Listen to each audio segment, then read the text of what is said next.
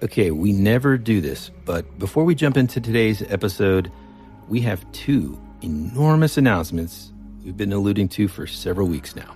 First, we have a brand new website, and you can find it at www.thatwouldberadpodcast.com. That's not, super exciting. It's 2022. Who doesn't have a website? And there's still a bunch of, updates to the site to come, but really the reason why both Tyler and I are excited has to do with the functionality and the sort of centralized location for all things That Would Be Rad.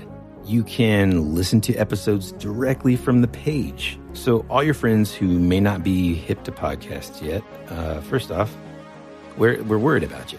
You can share any of these episodes straight from our website. You can text it to them, and they'd be able to listen to it straight from their phone or computer without having to, figure out how to get on an Apple Podcast or Spotify or any of that stuff. You can also search all of our episodes based on a keyword. Whatever your favorite thing is, you can search and listen to and find every single one of the episodes that we've talked about. For example, if you want to listen to every Bigfoot episode that we've done, or retro TV shows, or even Dungeons and Dragons, you can do that now from our website.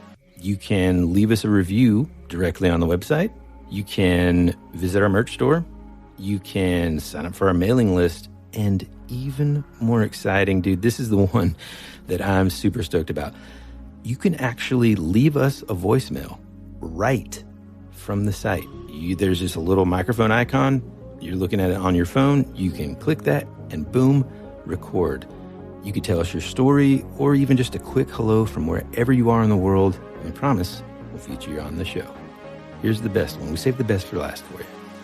You can even sign up for our Patreon from our website. You heard that correctly. It is finally here. After so many of you guys asked, hey, when are you starting a Patreon and all this? We are launching our Patreon on Monday, September 5th, 2022. Now, we're going to release more details about it as we get closer to this date regarding the membership tiers that will be available and all of the cool you'll have access to no matter which level of love and support you choose. So, in honor of that amazing and incredibly rad news, both of us thought we would release this giant-sized sneak preview of an episode we already recorded to be exclusively for our patrons. Enjoy.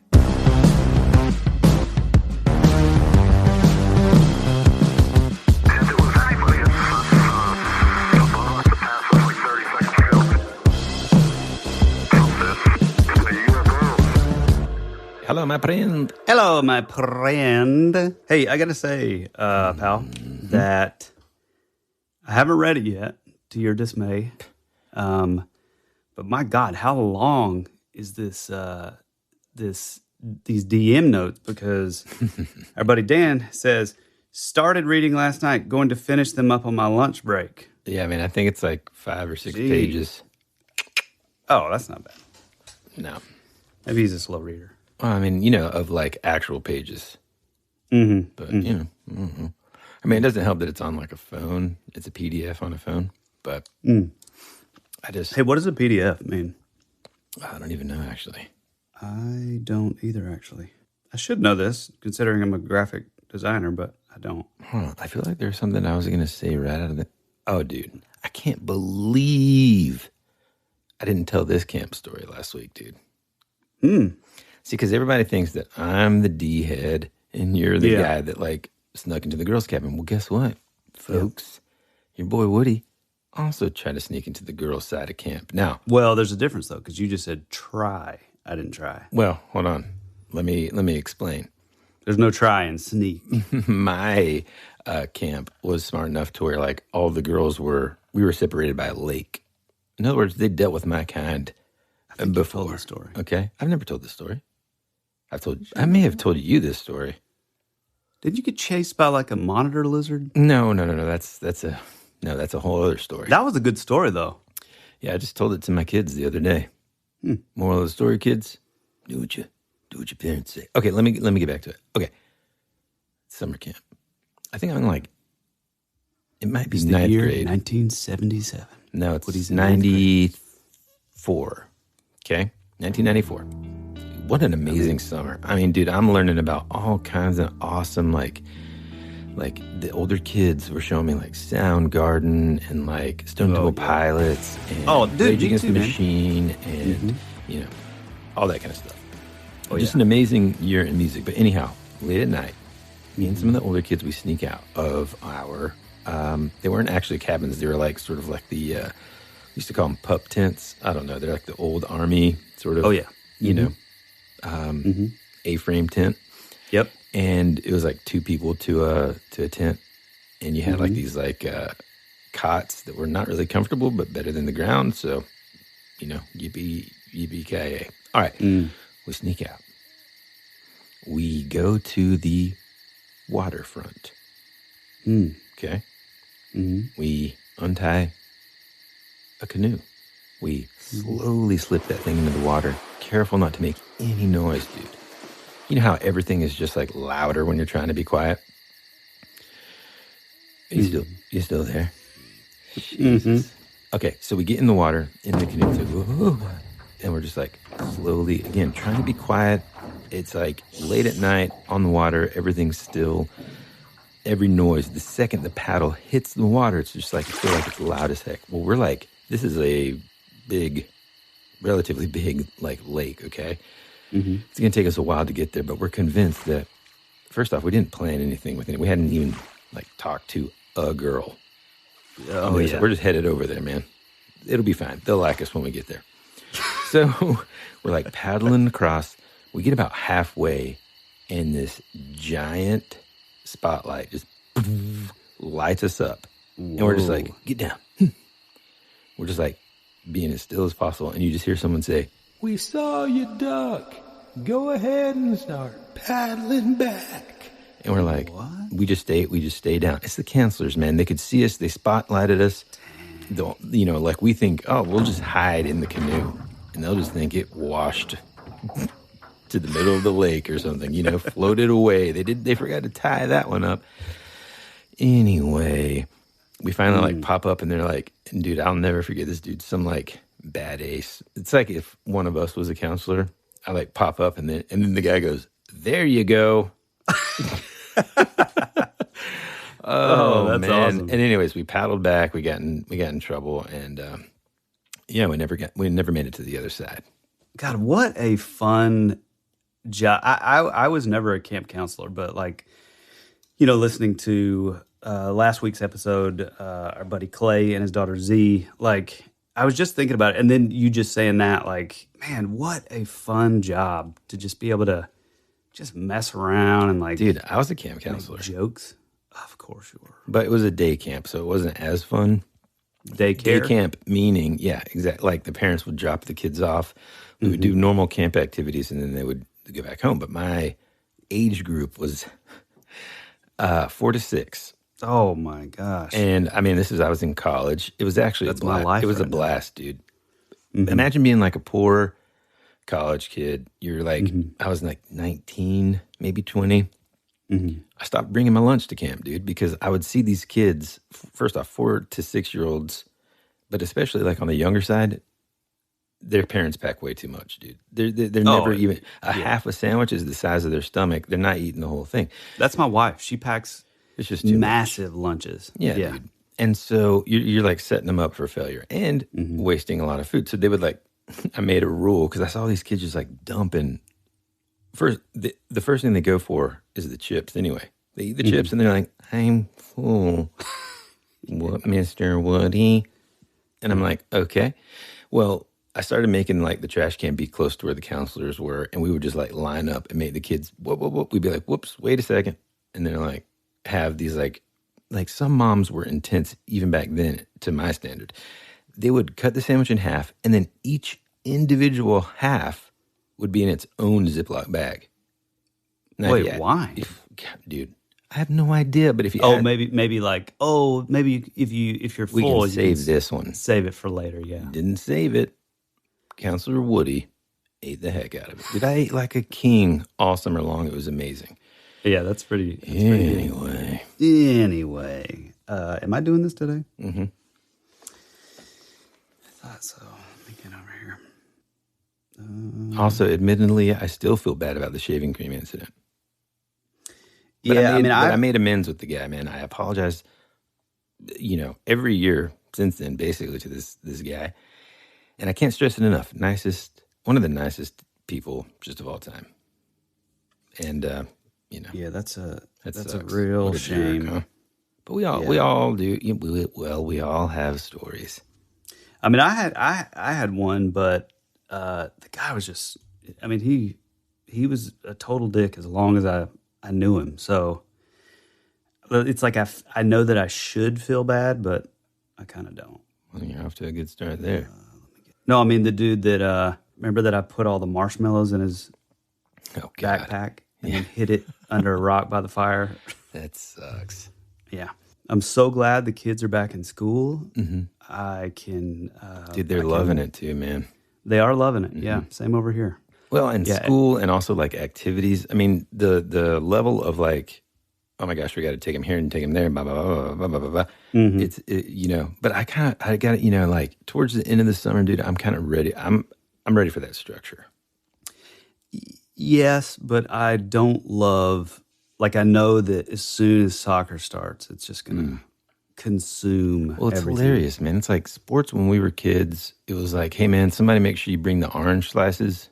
Right. And, we'll see you on Saturday. And it's like nowadays when you're like 4 years old, it's like, hey, man, we're not a pro. This isn't pro. Right. And I don't know. Sometimes it's a little overboard, but then. Well, my wife is my daughter's soccer coach. Mm-hmm. So it's overboard, like on the field and at home. Everybody's doing push-ups. She did actually start making them run laps last year. And, oh, dude, that's awesome. And they're like I think one or two are still in kindergarten even. Mm-hmm. So she's out there. I can just imagine Courtney just being out there like, I don't want to hear it, you pansies.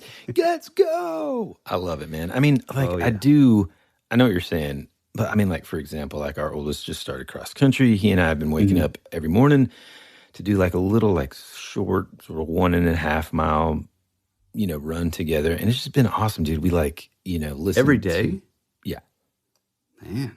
We listen to, music and stuff. Like I just put it on my phone and like, we're just out there jogging, talking. It's great sort of father and son time. Mm-hmm. It's just so much fun, man. Speaking of that, dude, real quick. Okay. So he's been Did I already mention this on the show, though? About him begging me to start Stranger Things and... Well, first let's talk about what we're going to be getting into today. Okay. And then, I mean, where are we picking up from? How much of that are we so confident? How much of that are we keeping and how much are we... I couldn't tell if you were going for it and you weren't. Here's the thing. When we have sort of like themes that sort of encompass several months or several weeks, for example, Camp Rad Strangeness, said it normal that time, been practicing. Or like the Spooktacular in October when we just go straight spooky. October Spooktacular. Yeah. October Spooktacular. Is that what we call it? You said Spooktacular in October. Yeah, okay, but it is the October Spooktacular, which lasts the entire month of October. We just go straight spooky there and we try to keep it themed. Here's kind of what sucks for us during that time, even though we've already got it all planned out and yada, yada, yada. Things happen. We watch movies or we hear new songs or, whatever.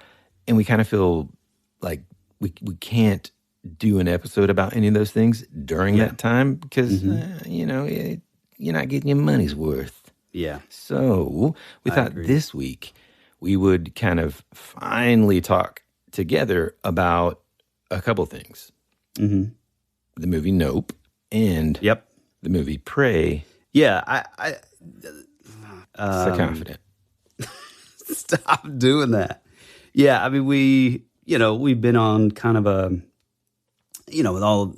we both traveled a lot over the summer, but we've also, put in a good amount of work and, I mean, we've goofed off a lot, let's be honest, but we've, done a lot of topics where it takes a good bit of research on the back end, and so the fact that like we have all this like amazing media coming out and things that we're into, and the whole point of this podcast is basically a recording of two best friends talking about what they're into, what they're listening to, what they're watching, and it's for the sake of so their kids can listen to it, years down the line. So I think this episode we're going to relax, we're going to kick off our shoes, and we're going to talk about some of the stuff we've been into. Yeah, man. I mean, I don't know which one you want to talk about first. Which one do you want to talk about first? Let's talk about Nope first. Okay. Yeah. And that's our show. And that's it. A film by Jordan Peele, and it was awesome. So you can find us on Instagram. Okay, so first let me just say that to me, I'm going to make, I think both of it. Well, first let's do this. Let me press the spoiler alert button. Now, folks, when you hear this sound, that generally means there is a strong possibility that if you have not seen any of the movies or the TV shows that we're going to be talking about today, we're going to talk about stuff that may spoil it for you. So definitely, if you don't care about that, that's fine. Both of our wives don't care about that at all. Tyler, to an extent, sometimes doesn't really, but that's, I'm just kidding. Like sometimes you spoil stuff for me. Oh, and you're like, no, dude, it's not a spoiler. At the end, the kid sees dead people. And I'm like, good. I'm so excited. Anyway, so this is your chance to maybe press pause and come back to this episode on another time if you haven't seen Nope, Prey, or Stranger Things 4. Okay. So Nope. I'm going to say something that's like it's a strong statement, dude. And I know that you agree because we both basically said the same exact thing to each other after we watched it. Okay. Best UFO movie of all time. Okay, so let's qualify that. Yeah, let me clarify by this. I think of all time, I think it in my top 3, I would say Fire in the Sky. Just from the sheer visceral, scary, like abduction sort of aspect of it. I would say, secondly, Signs. Yeah, I think Signs that's good too. Yep, is genius, and the like emotional build and like the character growth and stuff and the payoff was so great. But I gotta say, since you're saying best UFO movie of all time, 100%. Yeah, because the other ones are kind of like Alien, right? Exactly. In some way, like it's either alien abductions or just like encounter kind of thing. And that's not to slight like any of the other ones that are out there. Close Encounters of the Third Kind, E.T. Well, of course, come on. I mean, real quick, I do got to say something. I just thought of this. I'm sorry. Hold on. What is this thing called? Hold on. What the heck was? Here we go. Sorry. Hey, Woody, I don't know how you like to spend your Saturday, but just hold on one second.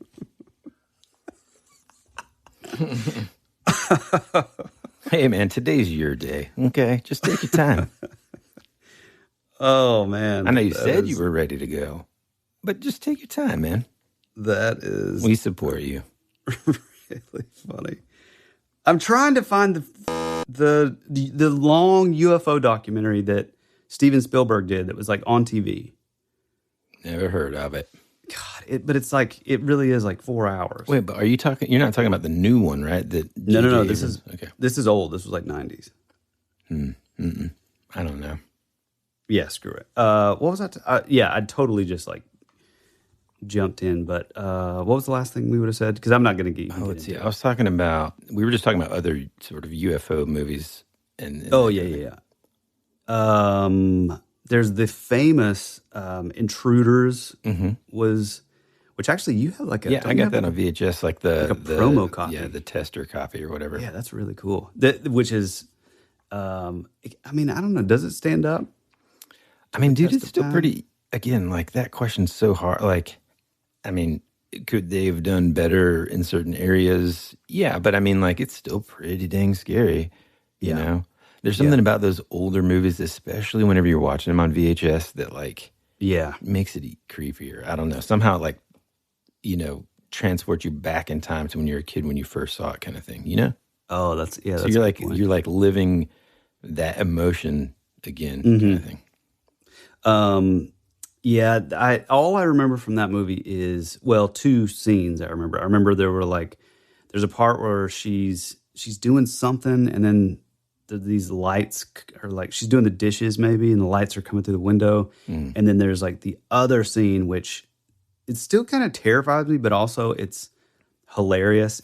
There's the scene where there's like the UFO floating like above the lake or beside the lake, and like the hybrid kid turns his head. The kid that looks like you, very pale. He looks just like same eyes, weird looking. Yeah. But he's like half hybrid, half human, half alien, and God, it's really funny.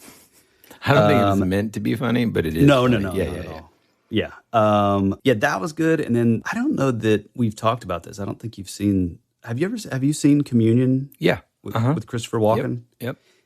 I don't know. I also have that on VHS. There's some scary sort of scenes. Yeah, I mean, it's kind of scary and stuff. Like I don't know. We should do a full breakdown on that, like whole story at some point. But like, oh yeah, for sure. The way, I don't know. It's interesting, man. It's kind of weird. Like, I don't know. It's just kind of a weird movie. I feel like the book Communion is like probably better. I mean, oh, absolutely. Yeah. It's so pivotal, and to be honest, I think that I don't know. I do feel like it's just that cover alone is responsible for a lot of what maybe some people are seeing. Like maybe their mind is sort of like projecting that. We're not going to get into all that today, but the movie, boy, I mean, he goes full Walken. Yeah, right. And I read about how like the who's the guy? The Whitley Strieber. Yeah, Strieber was kind of mad about the way that he was being portrayed. Right. And Walken was kind of like, this is the way I want to do it. And he's like, you're making me look like a crazy person. And I think, and I would have to look it up, but I'm pretty sure the quote was just like, well, if it sounds like a duck.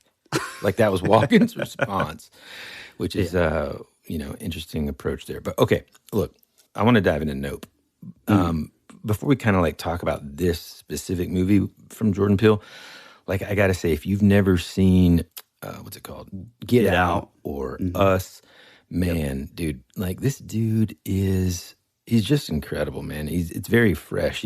Like Tyler and I talk a lot about how, whether it's on this show or just like when we're just, talking outside of the podcast, how like refreshing it is when someone comes in with a new story and it's just like amazing. It's part of the reason why we love, Christopher Nolan and J.J. Abrams, the Duffer Brothers. Yes. Although, a lot of those things, it's funny too. Like, I love it when, if it's done correctly, I love it when you can, when the director or the writer kind of wears their influences on their sleeve, but it's done in a way that's like, almost like speaking directly to their audience. And I think that's part of the reason why Stranger Things did so well out of the gate is these are two dudes that grew up when we grew up.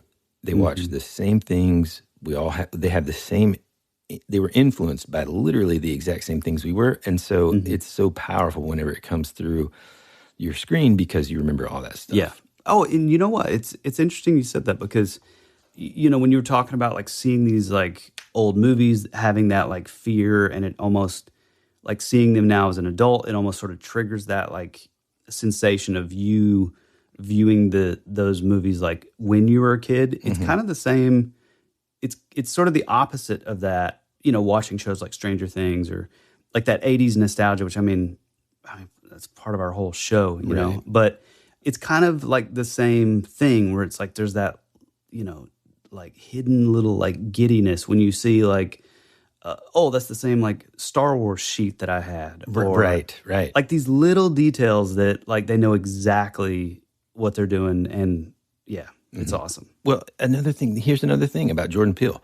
He comes from this like comedy background, and that's kind of what he's known for. And then he comes out of nowhere seemingly with his first writing and directorial debut, Get Out, and it's just like, I mean, it's just mind-blowing, right? And I loved it. I think, well, and even Us, I mean, all of his movies, if you're not used to them again, or if you haven't seen them, they have like this element of like, you got to kind of look it up after, you know, like you watch it, you're like, wait, what? You know? Yeah.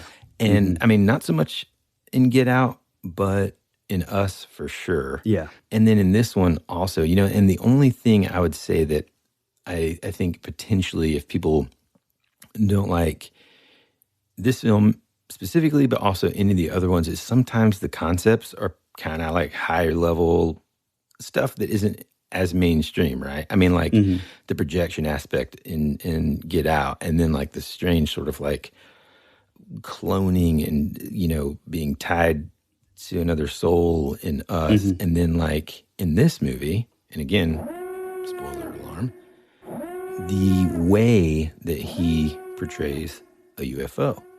Yeah. Anytime now, Bill.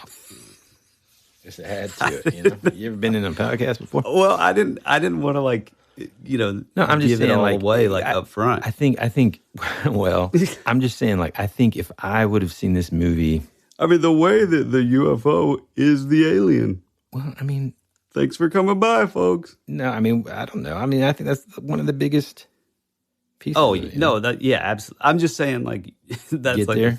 getting right into it. Okay, Yeah. well, first let's just talk about how. I can't help but talk about how there are so many parallels and an obvious influence just in the vibe of this movie with Skinwalker Ranch and the stuff that I've literally recently been reading. Yeah. And then I go and watch this movie. I'm like, oh man, it just makes me even more pumped to finish the book and learn more about Skinwalker Ranch. Now, have you watched the show at all? Nope, not at all. On purpose. You honestly, Don't- typically, I would say no. What? Here he goes. He's going to spoil it. No, You're I'm listening not to this spoiling in anything. real time, folks. No, I'm not saying anything like that. I'm saying typically I would say no, and there are elements of the show that are, you know, you can kind of tell that like there's some acting and some of the stuff is like dramatized and all, but like he's like a propulsion physicist. I mean, he's like a real deal that like I've heard about forever before that, and like there's some like kind of crazy evidence. I would be curious to see what you think about it because I think it's great. Well, again, part of the reason why I like, because I think the moment people just hear Skinwalker Ranch, they're like, what's that about? Well, it's about this, you know, on the surface level, it's very easy to sort of be like, you know, but I can guarantee my brothers listen to this right now and thinking like, you know, not a whole lot of motivation to read this book until I tell them, part of the reason why I love this book is that they straight up took a scientific approach to studying this phenomenon. Now, you know, there are moments in the book sometimes when I'm just kind of like, well, I mean, are people just kind of, they're just straight up like making this stuff up? But when we cover this, I'll explain why I just really don't believe that that's the case. But back to Nope.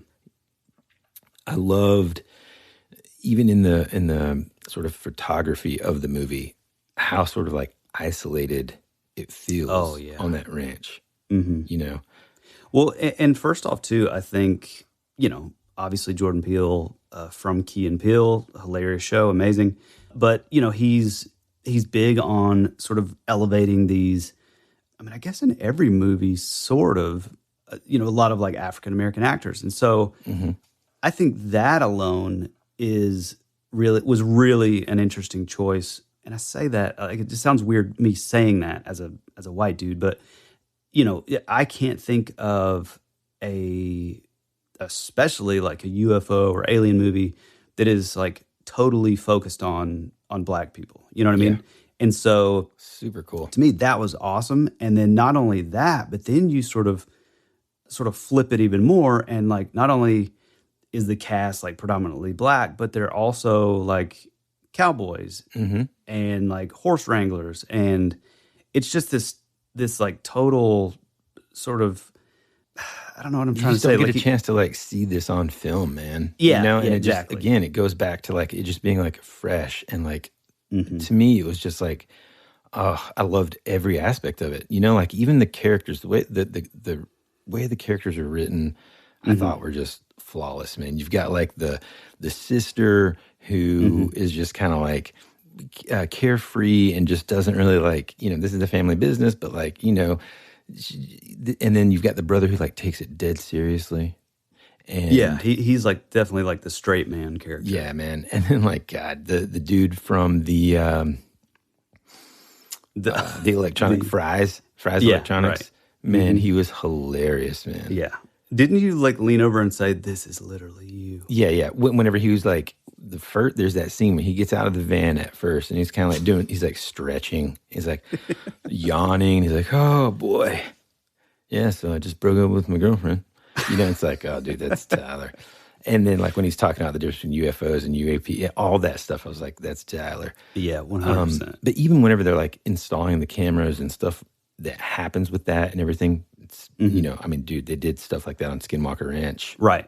Yeah. And man, it's just so cool, dude. Yeah. Also, another thing that kind of like, I know left a lot of people initially were kind of like, what was that all about? Is that like almost like subplot within the movie with the it was weird, like the kid actors and the chimpanzee and stuff. I gotta say, man, two of the scariest scenes in the movie. One was when the chimp kind of goes bananas. That whole first like intro sequence is just like scary, but then when it shows like the full so confusing event initially, yeah, and the chimp like sees the kid.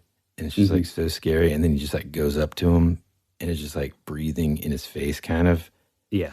If nothing else, the chimpanzee sort of like side story element was to completely confuse every single person that watched the trailer. Because like, you know, in the trailer before we saw the movie, you know, you see like this like, you know, obviously it's like, I mean, now we know it's like a chimpanzee hand. Like, so you see an ape hand doing almost like a fist bump with like a human hand. You see a lady in the crowd with like a mangled face, which to me is the scariest thing in the entire movie still. Oh, yeah. Yeah. Terrifying, especially now knowing like why she was like that. Yeah. It makes it even more sort of unsettling. But, you know, all these like little like, you know, trailers now are like, they're just so like quick and like, you know, flash, like scenes are sort of flashing and stuff. And it was so confusing. I just remember seeing especially the first trailer, because you're just like, what is going on? Like, I don't know what this is, but it just like, the one thing that I like about it, and I've thought about this several times after seeing it. Well, and also another thing is it's a film that like, you're gonna, whether you hate it or like it, I would imagine, it's a film that you're going to continually like think about. Like, that was so weird. That was such an abstract, odd choice that, you know, I mean, at least for me. But I like exactly what Woody said. It feels so isolated. Like it feels, you know, I mean, obviously, I guess it takes place in like the little amusement park area also. But like, there's really only like two set pieces. You know, the farm and then that place. But it does feel, you know, outside of that side story. And what's the Asian actor's name? Oh, Steven Yeun. Yeah. He was amazing. But outside of that story, the whole thing, you know, is very like plot wise, like it's very simple at its core. It's like you have these, you know, this family, this brother and sister who recently lost their dad, which that was amazing, that whole scene and everything. And they're just like at this farm, like trying to do like all the stuff, setting up cameras, like, you know, and it like, if I just like told somebody about that, I would imagine it would sound like almost like boring maybe. But man, it's not, just because like the pacing and like it's so compelling. Like, at least for me, I mean, the girl behind us clearly didn't dig it. Yeah, dude, it's like expertly done, I thought. Like the mix of... After these messages, we'll be right back. This is Amy Poehler. My new movie, Disney and Pixar's Inside Out 2, is coming to theaters June 14th, and it's making me feel joy and sadness and anger, definitely some disgust, Rose, and I think a little fear. But I'm also feeling these new emotions like anxiety, embarrassment, envy, and ennui. It's what you call the boredom. Okay, that one was weird. It's going to be the feel everything movie of the summer. Disney and Pixar's Inside Out 2. Rated PG. Parental guidance suggested. Only in theaters June 14th. Get tickets now. America's future can be determined by our dreams and our visions. It was very intense, bright light. For over 200 years, there have been reports of giant man-like creatures. From another dimension, another world, I don't know. The most intriguing mystery on the North American continent. Hey, this is Bryce Johnson from the Bigfoot Collectors Club, and you're listening to Tyler and Woody on That Would Be Rad, because that is rad.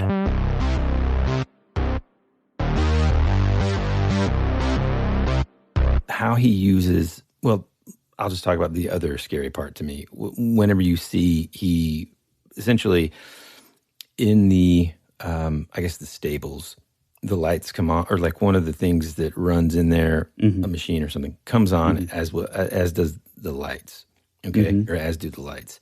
He goes to investigate it, you know. That's another cool thing about this character is that, like, he's just not really, like, scared, right? Yeah, and he's very sort of stoic. And so he just goes out there and he sees the design. He's like, that's weird. Turns it off, turns off the light. He gets kind of like, I don't know, just kind of close to the entrance and the lights come back on and he like kind of stops. He's like, And he like turns around and sort of where he's looking, it's kind of like a blurry sort of figure that you're like, what? You're, as an audience member, you're kind of like trying to figure out like, what the heck is that? You know? Oh, you're talking about dude, when when there's like an alien it's like crouched down. At first, it looked like a panda bear. Dude, I thought it was a panda bear too. Like a stuffed animal, which would also be freaky. Terrifying. You know? Well, then the dadgum thing stands up and you're like, oh. And now I've got to say, I've seen this movie twice. Once with you guys opening night, and then I took my wife to see it as well. What did you think of this part? Oh, yeah, dude. Also terrifying. And to me, I knew what was going to happen, and I was still like biting my fist, you know, like, just so scary. And then another one kind of like pops out in the corner, and they both turn their heads to the side. It's so freaking scary. Yeah. The way that he uses, and then it like pans to like the main character, and he's like, nope. And so like the way he uses comedy within this sort of scary moment. And that's the thing about him too, man. I don't think you can classify his movies as like horror or thriller or sci-fi. It's like he's just creating his own genre. I mean, in a way, it's very much like, I mean, maybe not as like, you know, stylistic, like from the jump, but like, it's kind of like when you go to see like a Wes Anderson movie. It's like you're not really, you know that like it's not really a comedy, it's not really a drama. It's just a Wes Anderson movie. And I feel like this dude kind of has, no matter what the subject matter is, he kind of has that same. He's developing that same kind of thing, you know. Yeah, and I mean, hats off to him too for being able to like consistently make something good. Now I know I've read some folks online. It seems like the opinion of this movie is very sort of polarizing. Yeah, man, it really is, which is kind of surprising me, but I thought it was a 10 out of 10. Yeah, absolutely. I do too. I mean, the fact that it was suspenseful as heck, it was kind of scary, it was funny at times, the acting was outstanding. Again, I've seen people like write reviews and they said it was terrible, the acting was awful, and it's like, what? Yeah. Really? And even watching it for the second time, man, I really encourage you to do that, but like others too. Like I started to notice things that I didn't really notice before, like that were just kind of like really awesome.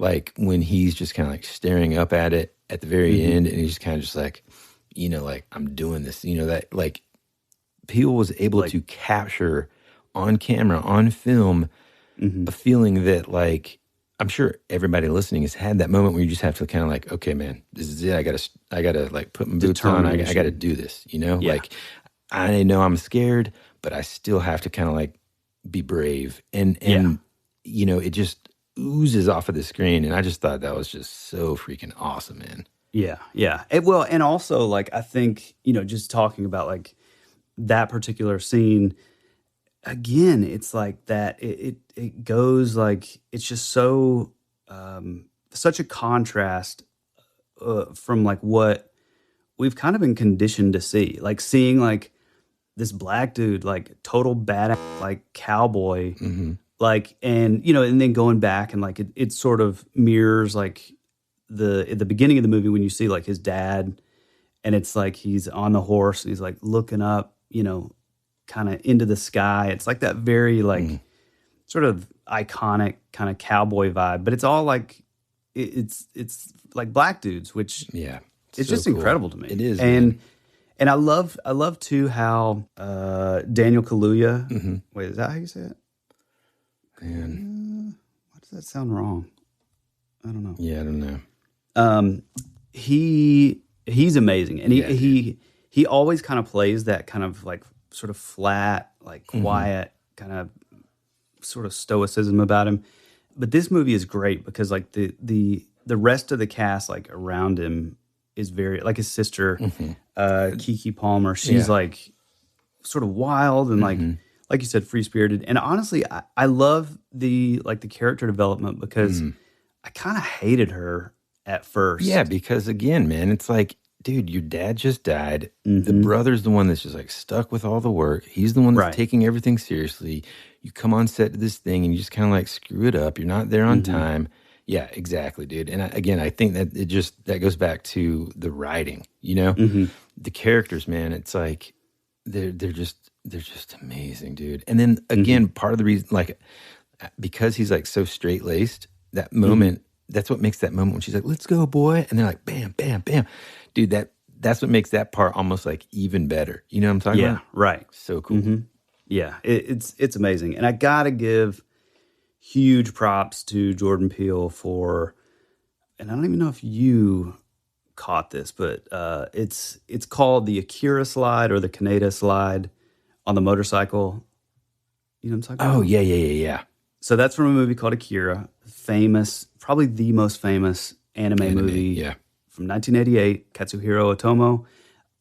Amazing, really bizarre movie, but it's so stunning to look at. And like probably the most iconic part is, you know, he's on the motorcycle and he does that cool slide thing, and it shows her on the motorcycle with like police tape sort of wrapped around her doing the same slide, and it's amazing.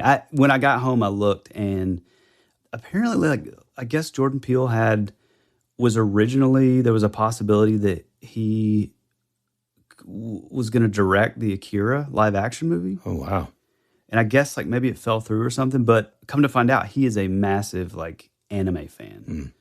And he said he went back and forth like on if he was going to do it or not. And man, it was such a tip to the hat, you know, for the folks that got it. Man, that's a really cool sort of, I guess, reference or nod. Because I actually heard him on a podcast recently too, and he was talking about anime. And part of the reason why he loves anime so much is like their world building, you know, and character development and stuff. And man, I mean, that's how he rolls too. Yeah. Oh yeah. Big time. I think we need to start talking about how different, or his approach to the UFO, and how different it is to like sort of the typical. So let me say first that this is not a Mothman episode.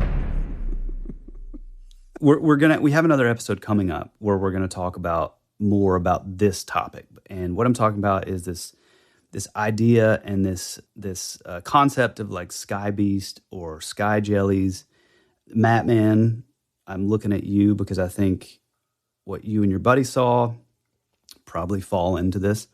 But it's this idea that, you know, the UFOs aren't like what we've been taught there. They're not these like metallic, you know, crafts that the aliens ride in, but they're in fact like, you know, sort of organic, bioorganic, like organisms sort of living, up in the sky or whatever. Similar to like a jellyfish would live in the water. Mm-hmm. And a guy by the name of Trevor James Constable wrote a book called The Cosmic Pulse of Life years and years and years ago. And I have to say there is no doubt in my mind that Jordan Peele either ran across this or had somebody that was in the writing, somebody that had read this book and the thing is I can't find anywhere online, but we're going to do an episode on that. But, I just wanted to preface with that like, there's like hardcore Trevor James Constable, sort of that, sky beast kind of concept with this movie. Well, and I think like, truly, I think that is more than likely what is driving, in my opinion, and I don't know if I can qualify this statement, but I feel like that's what may be driving a lot of the folks that didn't care for it. Yeah, towards like sort of not liking it because they may have never heard or thought of that concept before. And I get that because I would have been that person 10 years ago too, essentially. But I think that being kind of what happens made me love it even more now. You know what I'm saying?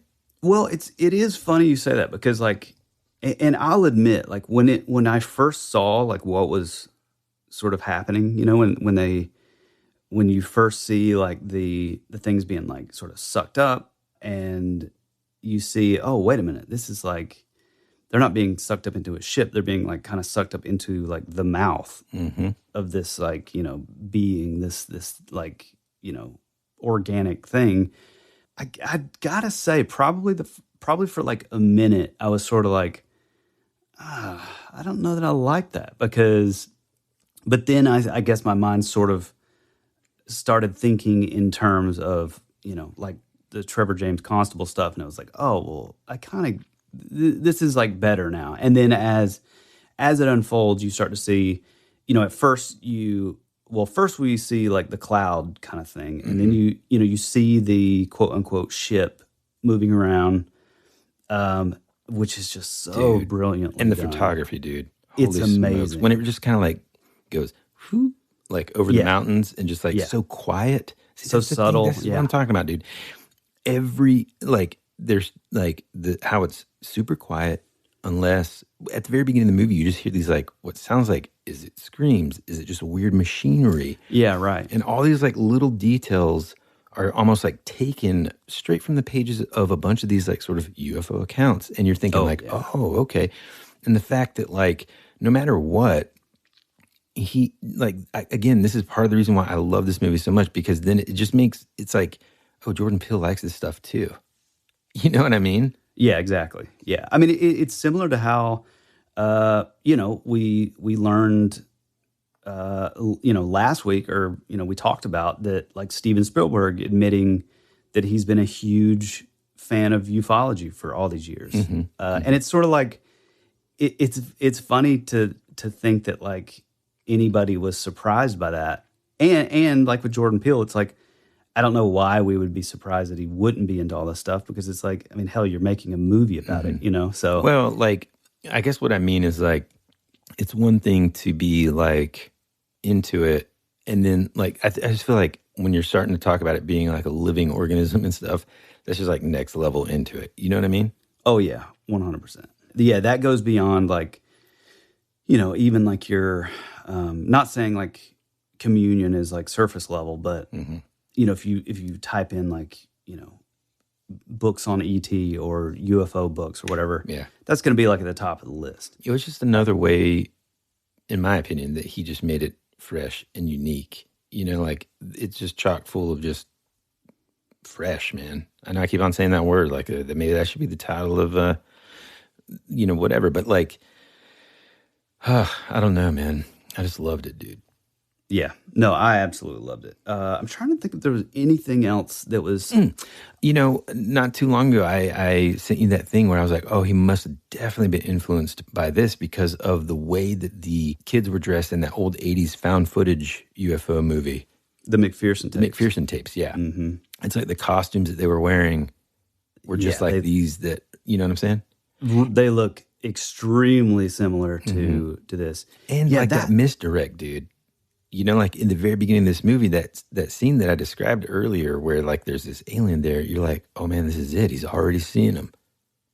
Yeah, exactly. You know? It was so like creepy. And it really did kind of feel like, you know, and I'll get a lot of hate for this, but M. Night Shyamalan, which I still think he's brilliant. I think like The Happening is maybe the worst movie ever made. And he's had a lot of like bad movies, but I still think Sixth Sense, Signs, The Village, I think they're absolutely genius. And I feel like Jordan Peele captures a lot of like his just uniqueness, I don't know, dude. It's just again, the vibe. It's like that fresh storytelling, dude.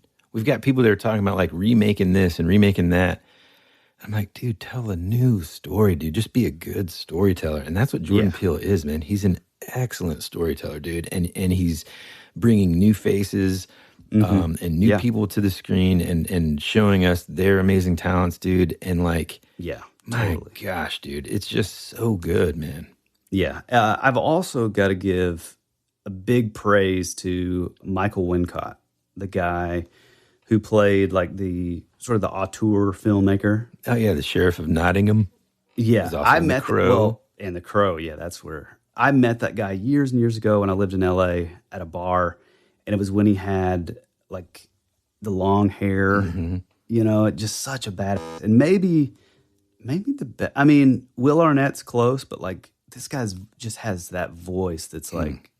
It's amazing. Yeah, like you just like he's have been to smoking listen. since he was 5 years old. Oh, 100%. Yeah.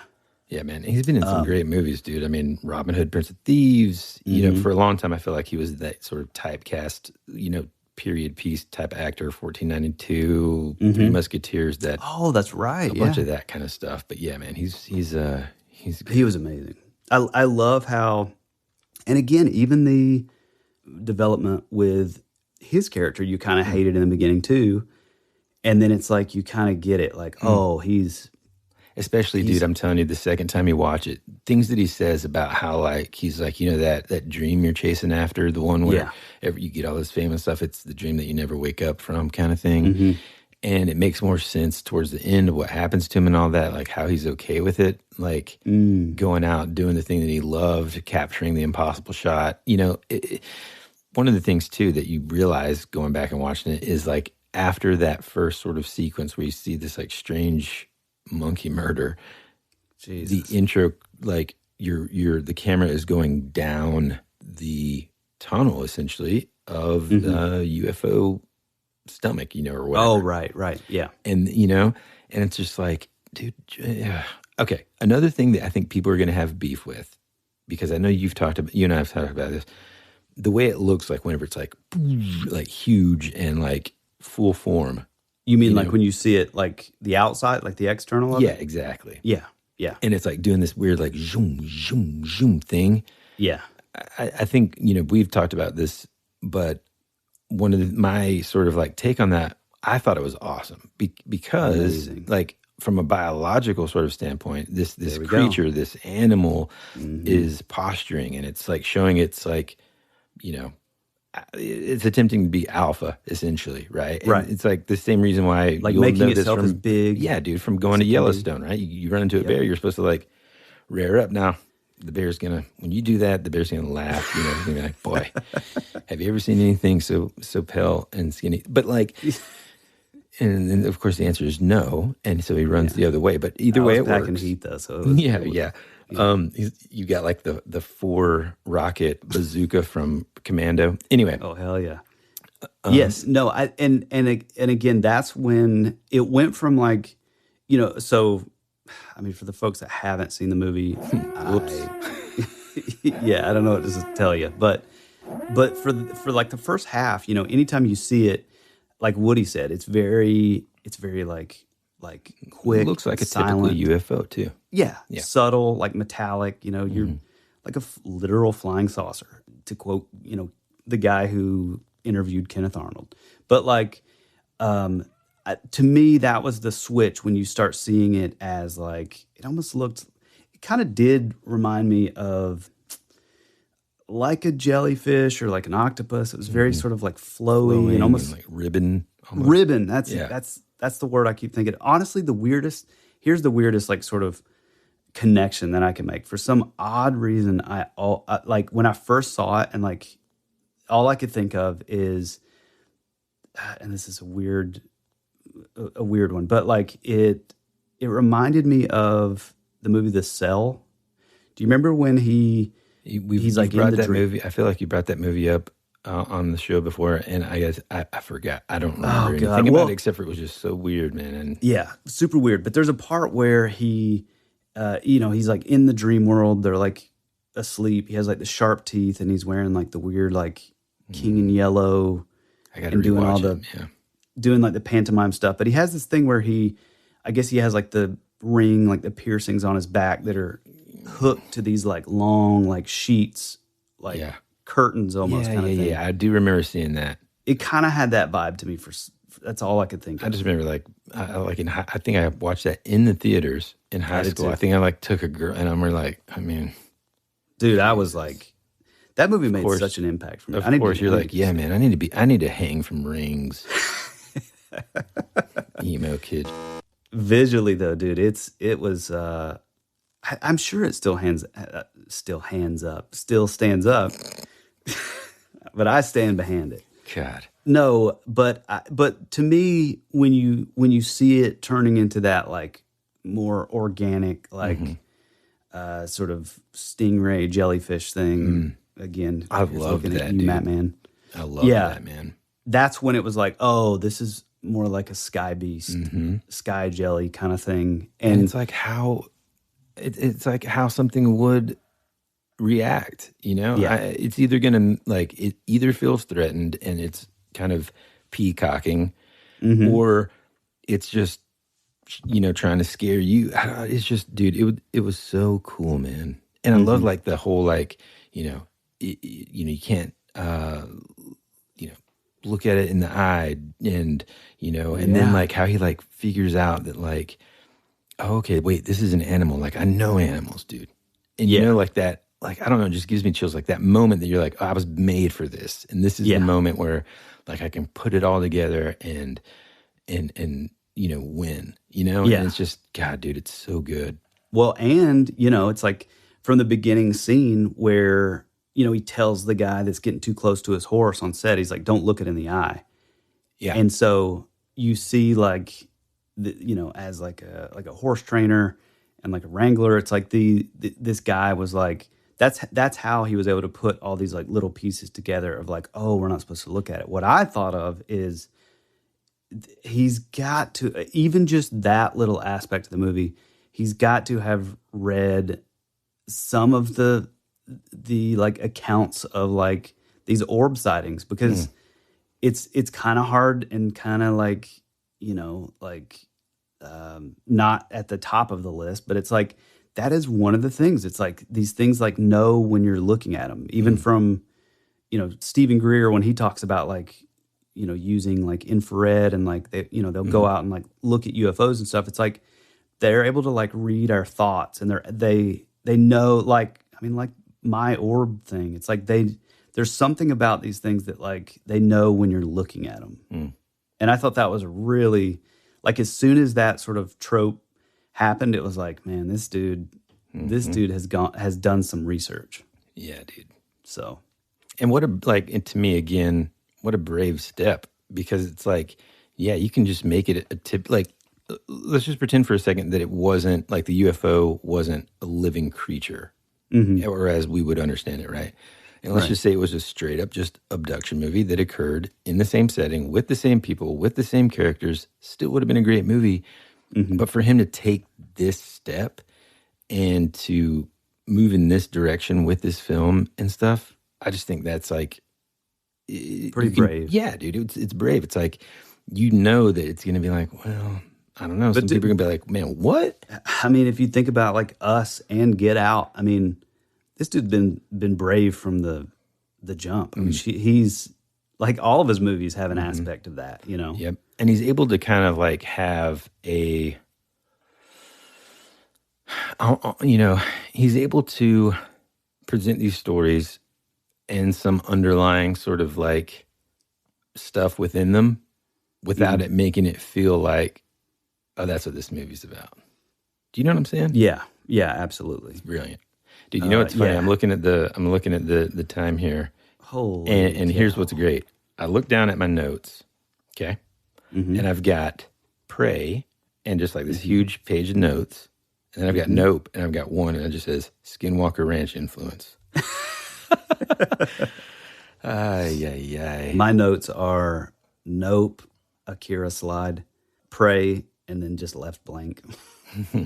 I think that this movie is definitely one that, like, well, I mean, boy, if there was ever a movie that I was so glad to see in IMAX, this movie, man, it deserves a huge screen, you know.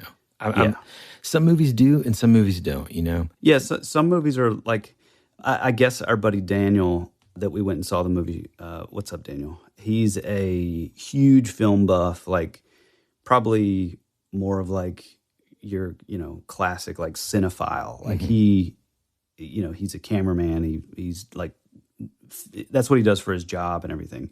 And so it was really great to see like him just like raving about it as well, because like, you know, for us, I mean, they you know, they got the check in our box just from being like having a UFO in your movie, you know? Yeah, so, right. But I mean, we do like, I'm super into the cinematography aspect of it. Oh yeah, I know absolutely. you are too, but and another thing that's interesting too, man, about this movie that I noticed the second time, a lot of times, and it's not a bad thing, but we'll just use Christopher Nolan as an example. Like his soundtracks and stuff, I think Hans Zimmerman or whatever.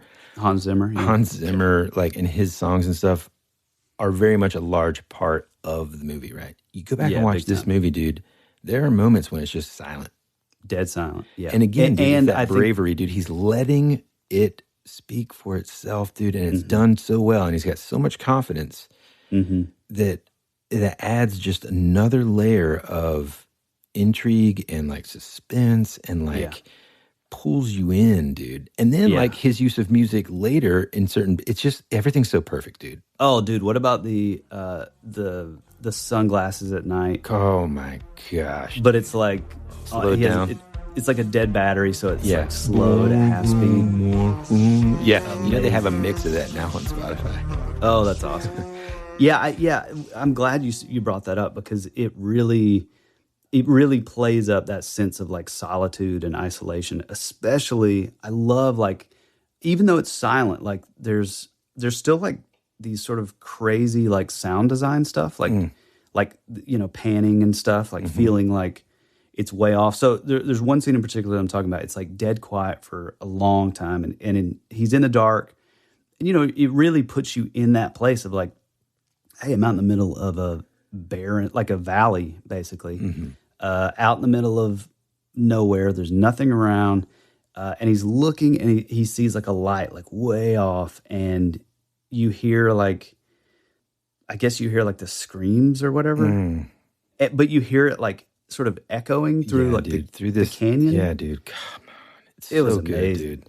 Everyone that worked on that film, right? Absolutely. Like Jordan Peele himself, of course, but the people that were like, you know, I guess what is it? The oh man, is it director DP? of photography? Yeah. His DP, I think, was this Dutch guy, and apparently, like, he's just incredible.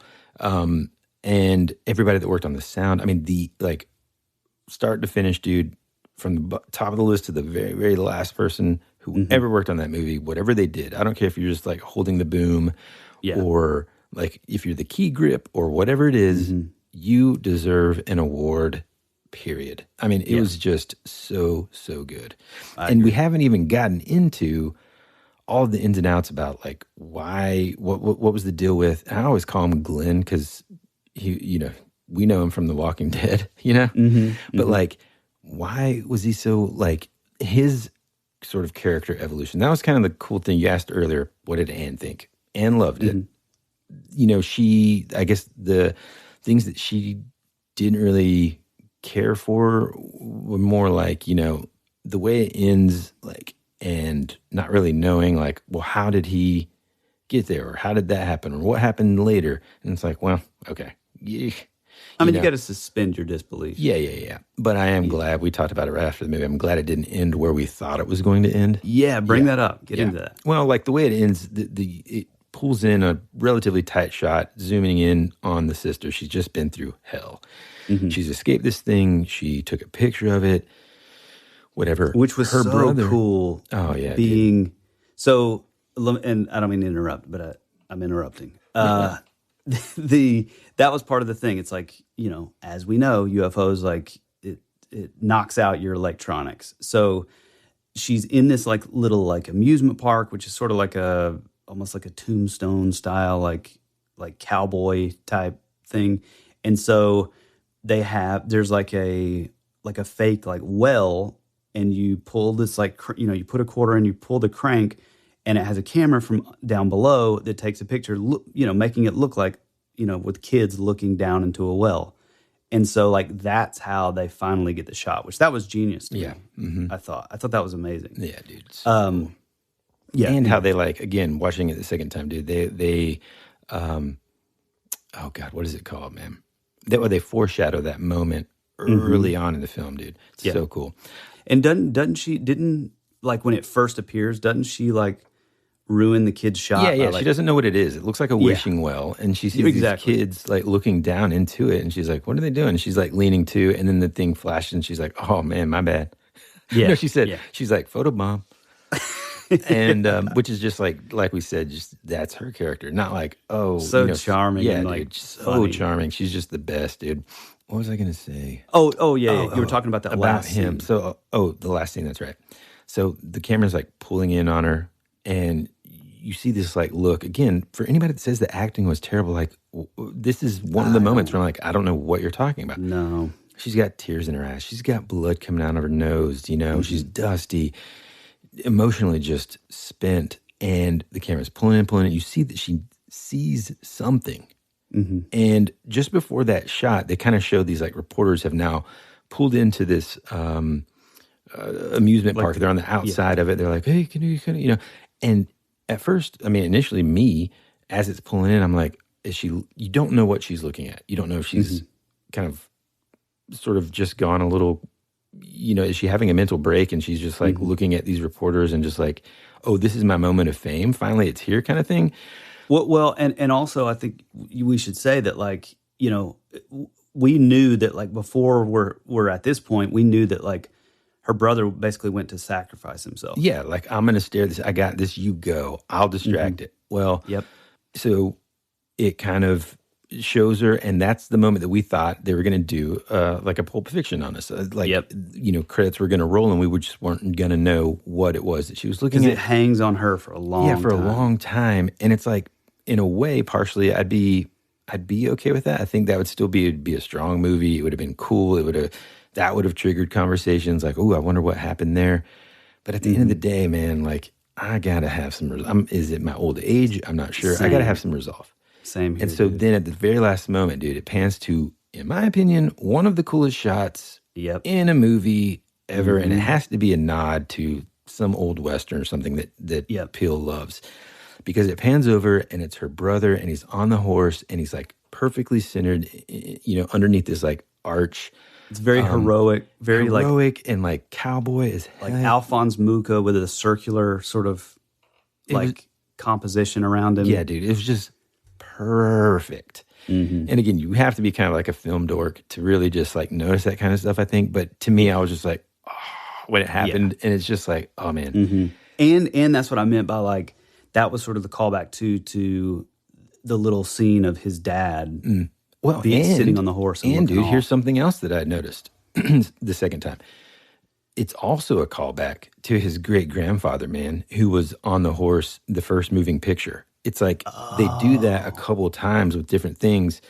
When he's riding the horse, having the ship chase after him, there's also this very wide shot of him essentially doing exactly what his great-grandfather did. I mean, so they kind of nod to that a couple of times, and it's just so freaking cool, dude. That's cool. The fact that they wrote in this, like, history, God, dude, it's just so I mean, if you can't tell, we love the movie. Yeah.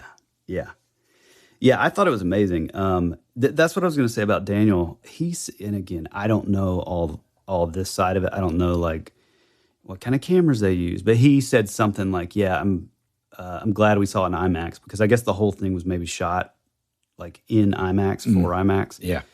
So you get these just massively wide shots that are just like they're just stunning. Like the cinematography was amazing. Yeah. Well, I guess that's about it for Nope. I mean, you got anything else? Well, I mean, I was going to kind of say like diving into more of like why Glenn was sort of like bringing people to his facility to feed this thing. I mean, Ann and I both kind of had a bunch of those kind of questions. What did you pick up anything else on some that? of the things that I picked up, but also, admittedly kind of ended up kind of reading about other people's theories about this too. I feel like this guy, and I really did on my own kind of come up with this conclusion the second time watching it. Mm-hmm. He sees all these people get killed as a young person. Right. And or, maimed. And he's spared. Like horrific. Yeah, horrific, right? And then he's spared. Yeah. To me, it's like a combo of a couple of things. Was he kind of like, well, because the first time watching it, I didn't really get this part either. So how long has this UFO been there? Has it been there forever? And it's just kind of like, when you watch it the second time, you hear the dad say something. No, or maybe you hear him say something about like 6 months, right? And so it's been there for about like half a year. And he tells this story to the final time when you see him like have an audience there and all this kind of stuff. He tells the story of the first appearance or whatever, that he sees it and it took a horse. So he knew like essentially here's what he's doing. He was a child actor, hasn't done anything since, only known for this basically, or I'll say mostly known for this. Right. He knows he's been spared before. He thinks I can train, or I can like, this can be my next sort of piece of fame. I can sort of manipulate this thing trusts me. The monkey trusted me. Right. Right. Oh, that's you know what I'm saying? So he's like, I feel like, there's something special about me. I can make this happen. This is my moment kind of thing. I can be spared if I like supply this thing with like with food and stuff, and then I can make it like a spectacle of sorts that is showbiz. Welcome to showbiz, think about kids. That. Well, one of the things too that Anne wondered that I had read, and this is one of those moments that I don't really know, because my question was like, well, why didn't it like kind of take him before and not the crowd? You know what I'm saying? Right. There's this scene where he's like, this time he's actually like looking up. And I think it's because previously, actually I just figured it out. Previously, it happened at nighttime. Because if you remember, it's kind of like, he's like, they're starting early. Okay, well, we're just going to go for it. Well, he'd never really like seen it. You see what I'm saying? And the thing didn't know if, because it's dark outside, my assumption is it doesn't know if it's looking at him or not, but the people certainly are, right?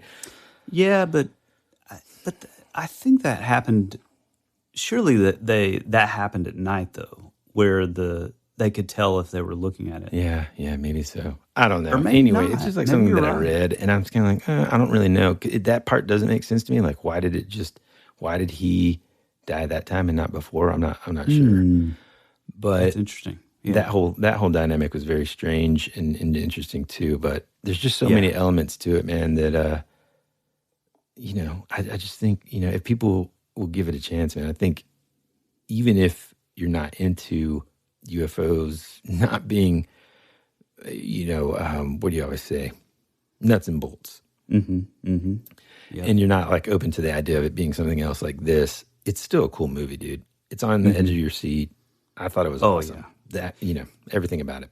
Yeah, I was kind of blown away that, so Woody, our friend Daniel, and myself saw it together, and there was another dude that was on the other side of me that I guess was friends with Daniel, or they worked together, and like this whole time, like we didn't know, but like I guess his sister was like behind us. And the second the movie ends, she like stands up and is like, I don't know what any of that was about. That was the dumbest movie I've ever seen. Yeah.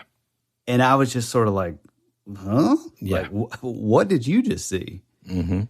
And so I don't, maybe some of our like interest like made us want to like it more. Yeah.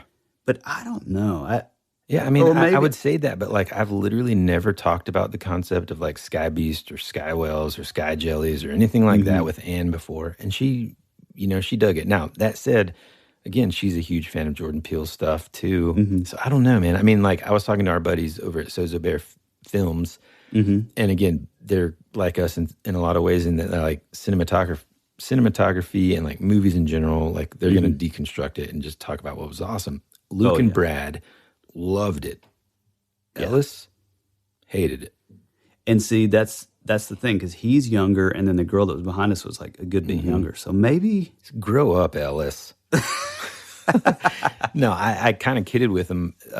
All three of them basically saying that like I thought we should maybe have them on to talk about the film, but Luke was like, well, we got to have somebody else that doesn't like it so Ellis doesn't feel beat up on. So sorry that you're not here to defend yourself, Ellis, but come on, man. Grow up, pal. Read a book.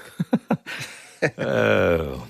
No, I don't get that. I don't. Yeah. I feel like it would be. Well, like I said, man, the enjoyable. only thing that makes sense to me is that it's such a quote unquote far out there concept or not mainstream concept about UFOs in general. That if you're not accustomed to that or have never even heard of it, that you might just be like, "What in the heck?" Yeah. So it's what are you telling me? It's like it's a bunch of like it's floating materials. Well, I think the reason, like I said, I initially had that sort of visceral reaction of like, I don't really like this, and it's crazy to me, man. I had the exact opposite. Well, the reason why is because like. And I didn't realize it at first, but like in thinking back now, I know why. It's because I knew at that moment that like all the possibilities of seeing like actual like grays and stuff, like aliens walking around, like that was off the table. You know what's funny, man? I was bummed out a little by that. I sometimes get like very nervous, and I'm generally disappointed by that reveal in most movies. Like this is what the alien looks like, and I'm like, too much CGI. Now that you're saying that, I mean, again, it's like a M. Night Shyamalan kind of thing where it's like a play on like the old sort of Hitchcock, where it's like show less and it lets the viewer's like brain sort of fill in those gaps, and it's scarier. Well, and it's kind of like, I mean, I think we talked about this, when we talked about Spielberg or whatever. Close Encounters of the Third Kind. You don't really actually see the alien, right? Until like a little bit later. I think there's some like I had like the director's cut, and I think there's more scenes with them in there. But I don't know. I like that like mystery, but then always, dude, when they finally show them, it's kind of like, yeah, no. I totally get it. Although, actually, with this movie, it's sort of the opposite. Like I'm so glad that you finally started to see it like in that sort of ribbon form, because I feel like it wouldn't have been nearly as like, like I said, that's when my mind like shifted to like, oh, this is like a Sky Beast type thing. It's like, no, I wonder when it happened, when he was like, well, I like that it has different forms, like people see it mostly. And that's another kind of cool thing to like wrap your mind around. It's like, if that is what UFOs look like, or are, I should say, well, why do people mostly see them as like in the saucer form? Well, that's because that sucker's about to eat something. And you're a person and you're near it and you're like, ooh, yeah.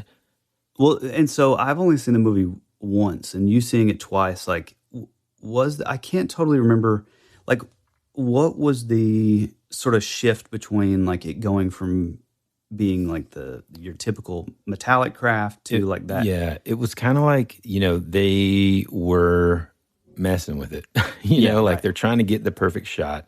They've got like the cameras that are all analog, and they've got film in there, to avoid the what is it, EAP or the like the electronic disruptions, failures, basically. Right. And, they've just kind of messed with it a bunch. I feel like this thing was agitated. It knew that, like, these things are just kind of like toying with it in some way.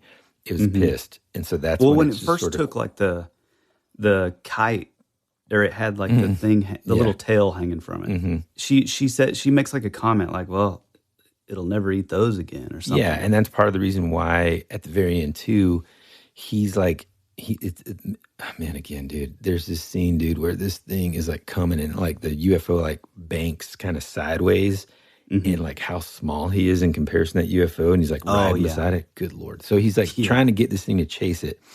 Yeah. Well, then the way that he figured that, it's not going to eat me after a certain point is he drops this like parachute that's attached to a bunch of flags, and then it just kind of like whoosh, takes off because it remembers, the flags kind of choked me up a little bit. Yeah, right. It's like onions for you.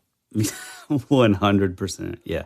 Hey, speaking of onions, and this is way off topic, but I've got to say, man, I finally finished, and I'm not going to spoil this for people who haven't seen it, but the show The Bear on Hulu. I'm so glad you watched it, dude. In my top 3 favorite shows of all time. All time, dude. Of all time. I got to say, incredible. It's rare that I say this, but is it? I guess, I don't know.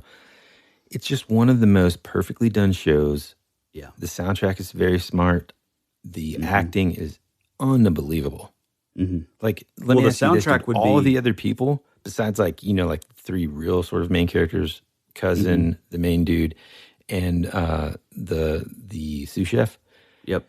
Everyone else in the restaurant, did it feel like they were actors or like people that worked in the restaurant? Dude, it's so real, dude. Right. Oh, so good. Yes. And what's the kind of like the slob guy's name? What do they call him? Like, like Fack. Yeah, or like Fack or something. I think. Oh, amazing, dude. Yeah, dude, that show is so good. It's on Hulu. We're not sponsored by that show in any way. Yeah. But I'm telling you right now, watch that show. The only thing bad about it, I'd say in terms of like what might turn people like there's plenty of like bad language. A lot of outside that though, there's no nudity, there's no, suggestive themes, there's no, whatever. Some like talk of like drugs, I guess. Maybe. Well, maybe, yeah. Mention of drugs, I guess. But like it is outstanding. And I promise you're not going to be sorry. It's like 8 30-minute episodes. The only downside about the show is that it's only 8 episodes, and that's it. Yeah, 100%. We, however, are not on this episode to talk about The Bear. I just had to get it out there. Yeah. But next up, we're going to be talking about Prey. Man. We will return after these messages.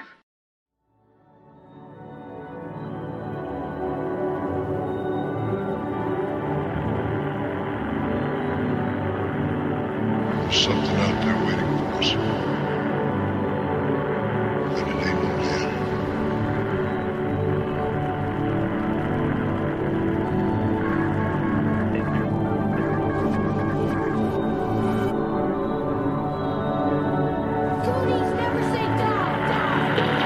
Hey, this is Woody. And this is Tyler. And you're listening to That Would Be Rad. And now, back to our show.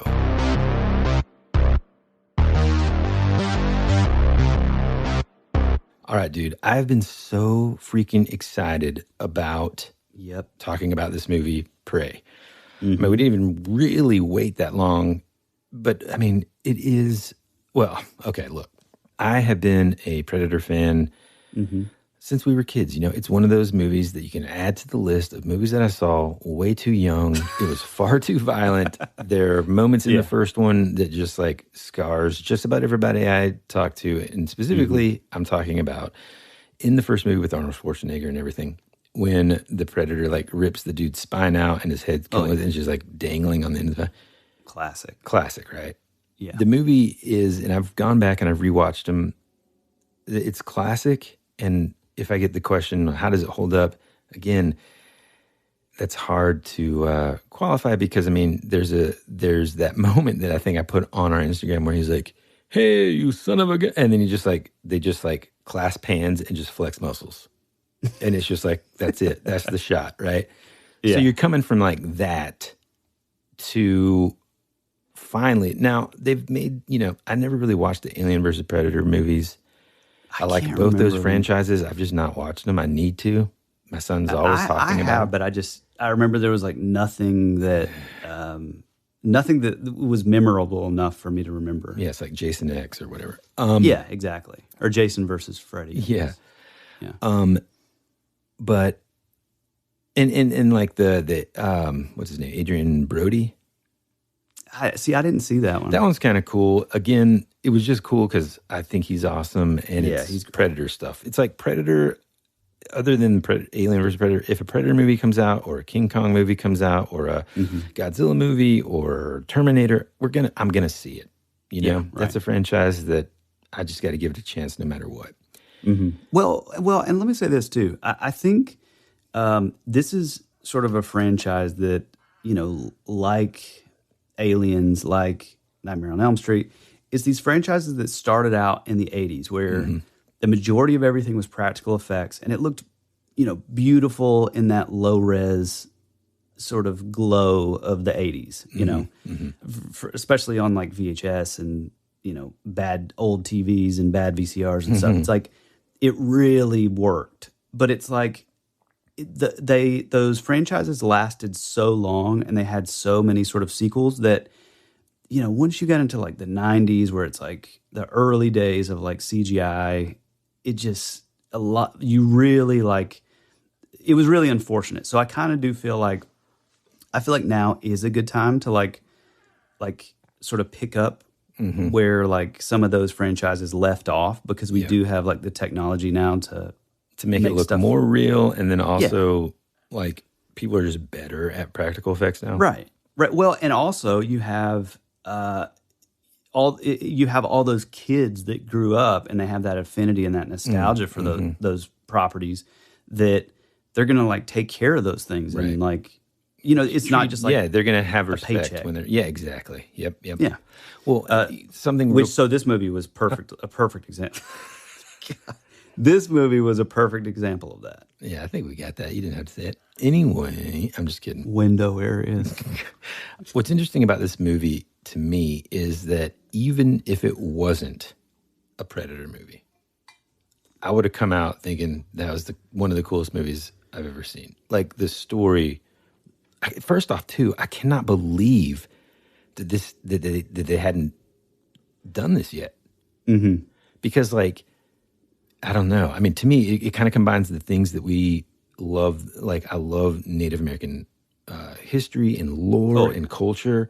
Mm-hmm. And then that mashup with the Predator and like... Amazing. Dude, one of the first scenes, when she's out hunting and she sees the ship kind of coming through the clouds. Awesome. And then she goes back and tells her brother, like, look, I think it's, because like... In their culture, there's that moment where they kind of like prove to the tribe that they are just a bad A hunter, and they go out on their own essentially and kill like a predator, not the alien, but like a like a mountain lion or a bear, an apex or whatever. Predator. Yeah, an apex predator, exactly. Yeah. And she's like, I think the exact quote was, she's like, hold on, I wrote it down because it's so cool. She's like, this morning in the sky, I saw a sign, the Thunderbird. Dude. I mean, yeah.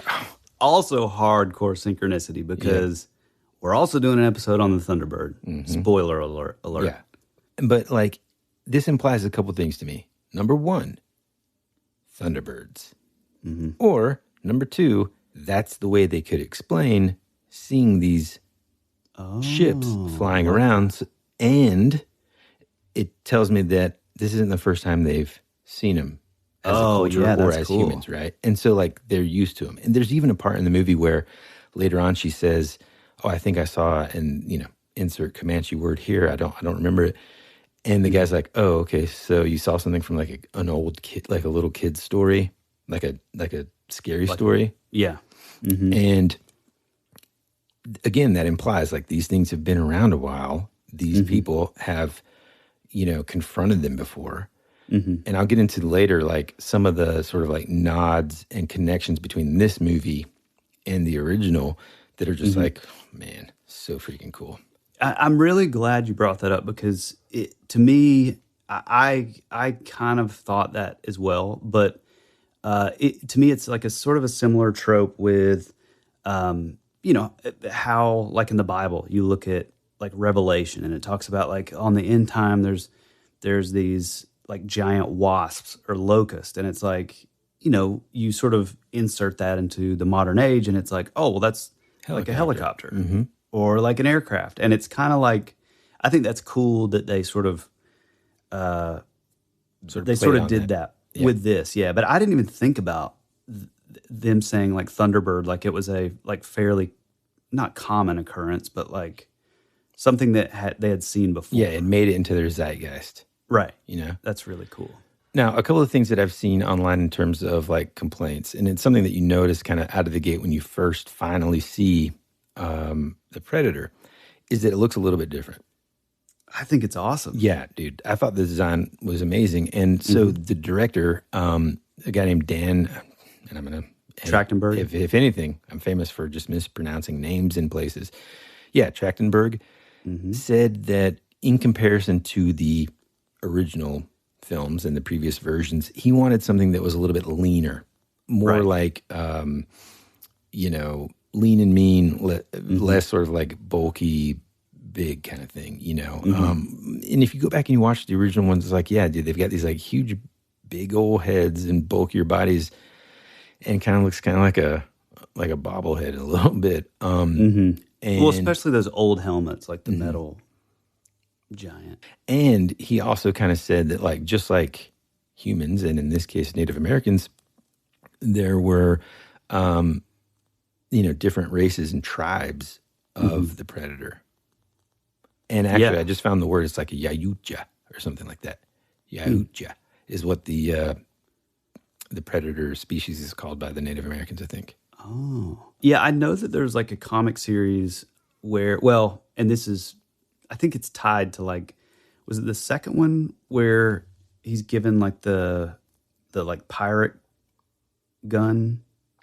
Oh, yeah. Like the pirate let's pistol? get there. Let's wait. Okay. Because, I mean, unless do you have like the info about who it was and stuff? No, but I was just going to say that dude, it's incredible. Oh, awesome. I was just going to say that because you had said that like they've never done that before. And as far as I can see, I do remember there was a little comic miniseries, I think by Dark Horse, where it was like Predator came down and it was like a bunch of like pirates. And so I think that's where that gun comes in, but go. Man. Oh, another thing that's kind of different about this Predator is like the mask. Usually we're used to it like being more like metallic and more sophisticated and stuff. Well, in this one, it's more of like it's like a skull. And like you even get to see, I loved there's this scene where it like kills this wolf and it just like, it's you never see it like eating these things. It's literally killing for sport. Yeah. And it like melts down its face to like just be a skull, and then it just like attaches the skull to like its belt or whatever. Yeah. To me, like the mask almost looked like a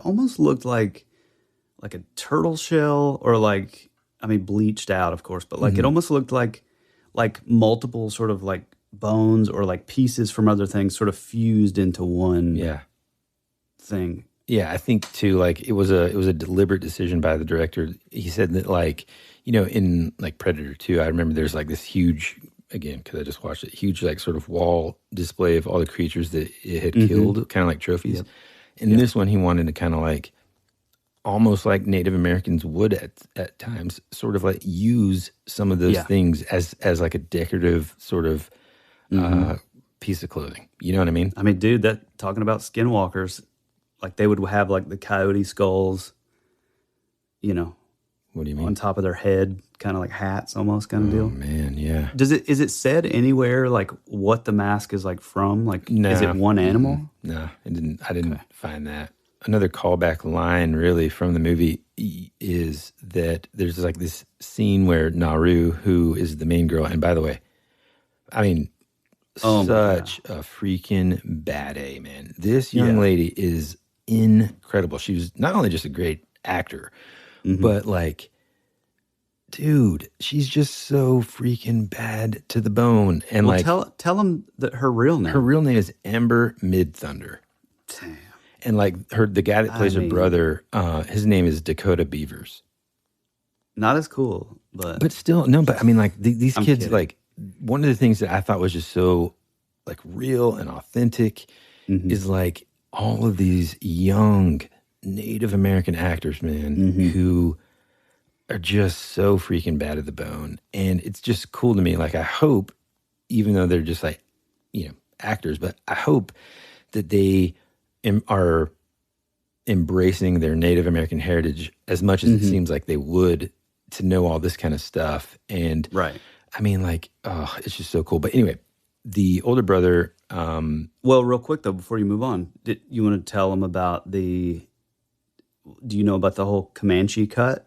Oh, yeah. So like right now on Hulu, this is so cool to me. They have a full Comanche overdub version of the movie. Yeah. So whenever I like saw that, the first thing I think of was like, dude, can you imagine being a kid on a reservation? No. I don't think it's an overdub. I think it's literally shot. No. I think it's dubbed. Are you sure? Yeah. Yeah, it just says, I think it just says Comanche dub. I mean, you can look that up while I'm talking, but like, can you imagine being a kid like on a reservation and everybody just like gathers around? They're like, all right, like, let's watch this. And it's in your like old school native tongue. Yeah, dude, that's incredible. It's just amazing, dude. It's just amazing. All right, let me talk about this kind of callback. For those of you that haven't watched the original Predator in a long time, Tyler's probably one of them, although you can also watch it on Hulu. So if you have Hulu and you're going to watch this movie, go ahead and watch the first one. Oh, real quick.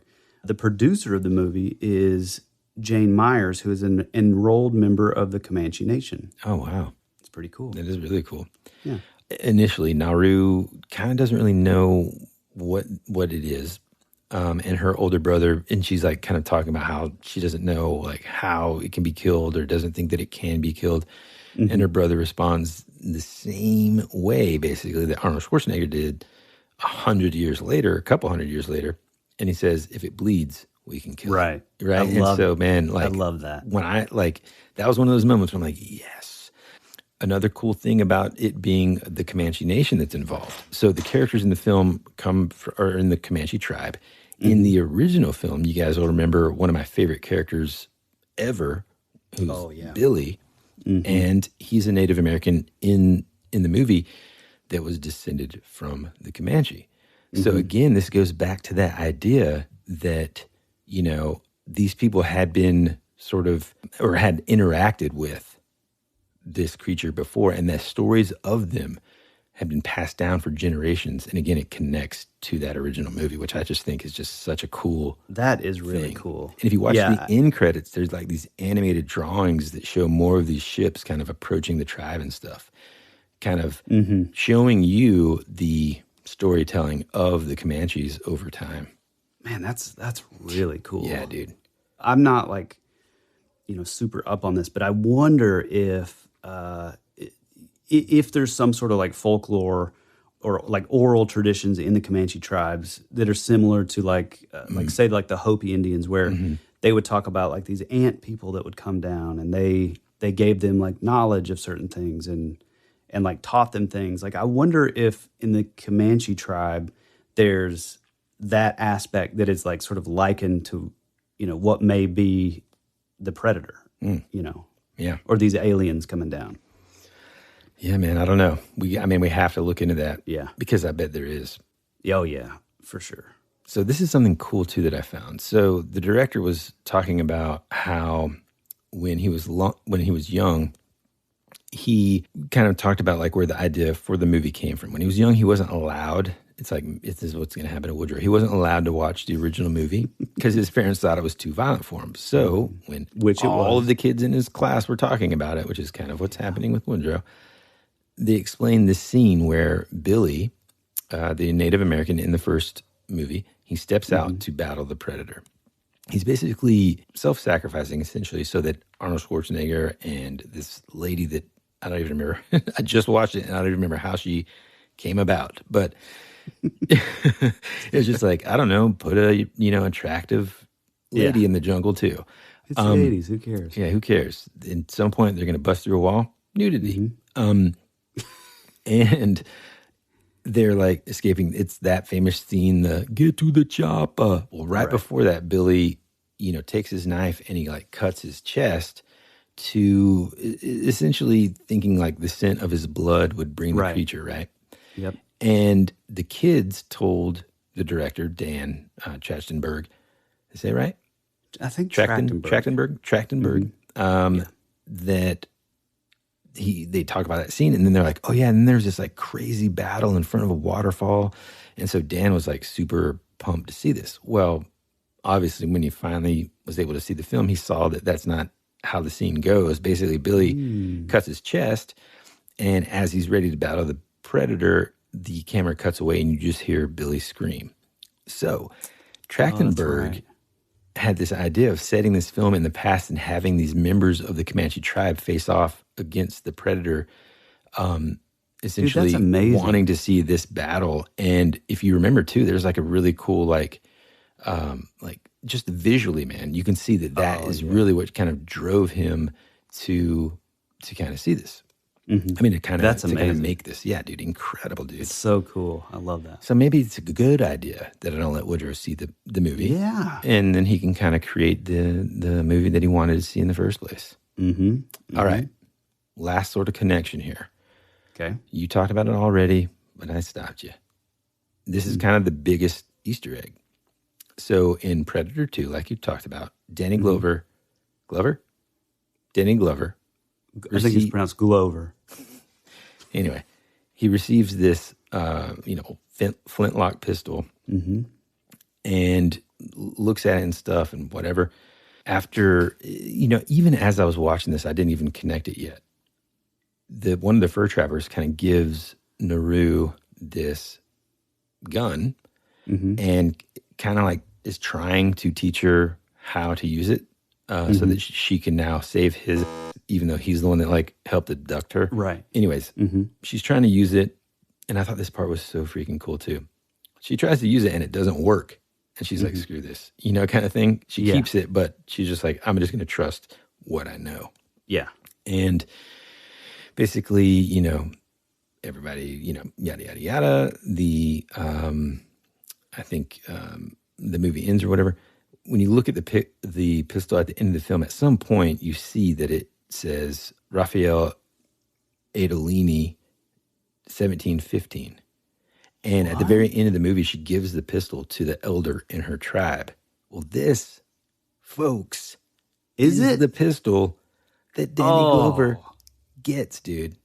So that means clearly full circle, dude. There was so those ships arriving totally marked. Like, man, that's amazing. It's supposed to take place in what, 17? Yeah, 17 something. Yeah. God, that's amazing. That's incredible. Yeah, 1719. Yeah. I totally almost gave it away up top. Yeah, I know, because I didn't know that it was like a. Yeah, I know. You don't know, pistol. But you do spoil it. You do spoil. Now, listen, real quick too. Spoiled. I'm going to talk about my third favorite character. So first on the top of the list, Naru. She's so amazing. I almost just like woke my young daughter up in the middle of the night and just be like, "Come watch this movie with me, dude." You know what I'm saying? Like, I'm going to go ahead and say this, dude. When the movie was done, when I first watched it, I immediately, because I'm a girl dad. I have two daughters, 4 and 7, and a wife. So there's a lot of estrogen in this house. I immediately was like, God, how can I figure out a way to let my daughter see this? But there's no way. Yeah, no, for sure. Like, that's how you do girl power. Yeah, dude, 100%. And amazing. Like, it's funny too, man, because like, I'm a boy dad and a girl dad, and I'm very lucky in that way. And it's funny how like there's clear differences between the two and stuff, but it's like I still want them both to see like just how badass it was. And like my daughter specifically too, man, she's like a little shorter than people in her class. She has an older brother. She sees him doing, bigger things. Mm-hmm. And there are times when she's like, I don't, well, someone said this and they said I was like too short. And like, I've had the talks with like, don't you ever let anybody tell you can't do something. And if they do, the best thing you can do is prove them wrong. Now, I'm not talking about when your mom and I say don't do that, right? I'm talking about, if someone says, oh, you're too short to do that. Oh, you're a girl, you're not strong enough. I'm like, nope, prove them wrong. This movie, man, like, it's just so good. It's so perfectly done. Okay, so she's my favorite. Second favorite is her brother. What an amazing dude. Yeah. Just his sort of like ending scene is just so bad A, man. Yeah. And then like that whole line that they said, like, this is as far as you go. This is it for you kind of thing. Like, that's when he's like, that's what he told her to kind of like, when you're facing like the beast, whatever it is at that point in the movie, he wasn't talking about this alien, but like, it's just so cool. Well, my third favorite character, man, was the dog. And I was about to say, if you don't bring up that little dingo. Dude, talk about what, like, there's so many moments that like I had such anxiety because like the dog.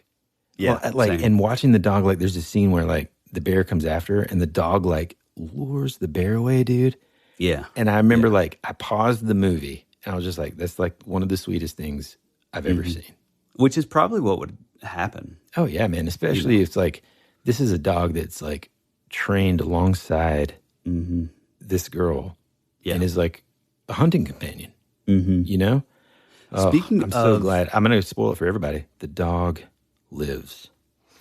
Yeah, Thank God, exactly. man. Yeah, I mean, that was like, that used to be a real common trope for the dog to just, Get thrown against a tree and it's like, yeah, exactly. Just like you, I was so glad that he made it out. One thing that I gotta say that I didn't love was the CGI for the bear. really? There was moments. Yeah, there were a couple moments where, when it's busted into that like beaver dam or whatever that is. Yeah, and that it's was just cool. like its mouth is in there. That part was cool. I love whenever it gets drug away. You see this part in the trailer. But there's another wonkiness. CGI. I'm so glad you mentioned a complaint here. There's one other CGI moment that I was like, Which when one? the Predator gets dropped off at the very beginning by the ship, and it shows the ship like fly away.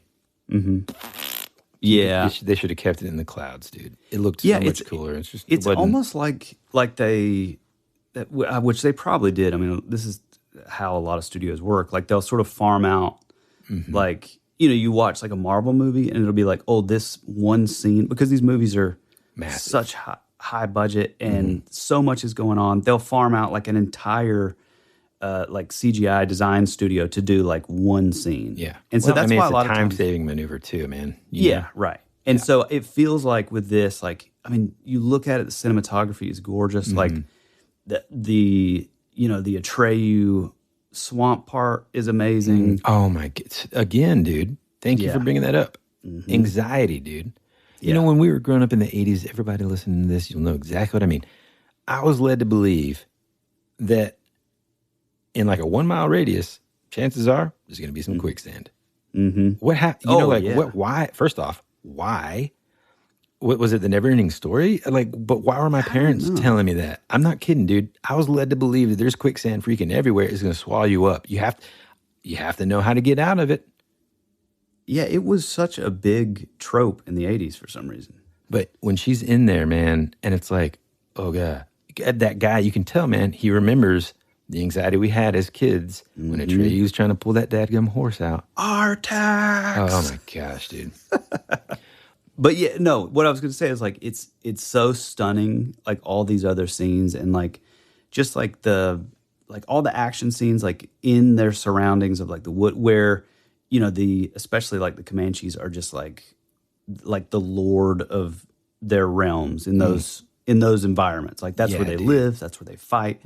And it was just really awesome to see. But like the actual sort of over the top, like real sort of CGI parts, like there was a lot of stuff that just didn't hold up. Yeah.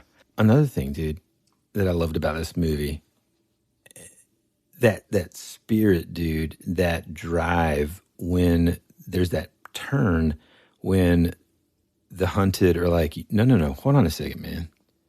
And it happens in Apocalyptica too, where there's that decision that is made where it's like, hey man, this is my house. You know? This like, is our time. Yeah, exactly, man. Yeah. Our time down here. Mm-hmm. You know, like wait a minute. This is like, I'm an expert at this. I'm not gonna just like, lay down and let this happen. I'm going like, now it's my turn. And like, I love that, dude. It was just so freaking cool. And another thing, little detail that I just thought was amazing. I mean, little, but also significant. How the medicinal plant that they used for healing lowered the body temperature. Right. And that's how she was able to kind of like be invisible. You know, in the first one, everybody knows the famous scene. And that's kind of what I thought was happening with the kind of mud pit. I did too. Thing. Yeah. I thought that was like, oh, okay. And I think that was smartly done. I think that was like intentional. Right. Yeah. For you to think like, oh, okay, cool. Later on, we're going to see this and she's going to cover herself in mud. Mm-hmm. But I just thought it was just so neat, man. It was just, I loved that. I loved that she kind of was getting taught, and there's this scene with like her mom where she's kind of like getting taught like the quote unquote girl stuff of the tribe. Like a so she knows how to like use the medicinal plants, and you see the ladies kind of like being the, because in those tribes you have hunters and gatherers, right? And you see the ladies kind of gathering and stuff, and you see her kind of like, headstrong, stubborn, kind of walking past those ladies, and you kind of like notice them sort of like look at them like, ugh, it's kind of like there's a lot of that lately, like Moana and that Disney movie, and that theme of these like hard-headed girls. And I don't know about you, man, but my daughter is just about as hard-headed as it gets, and very 100%, very independent, man. And like she's the kind of girl that like I'm like, here, let me get that for you. And she's like, no.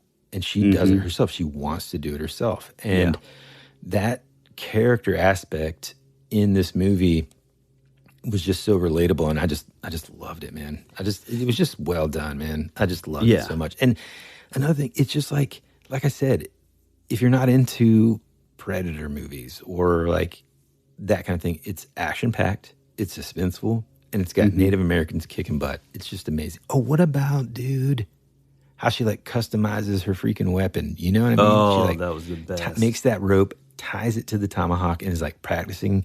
Yeah. I mean, you do have to suspend your disbelief a little bit on that, because like it is she's CGI. Yanking it out of the tree. Yeah, but it's still it doesn't take away from it being bad. Yeah. One thing that I have to say about it is tonight's program has been brought to you by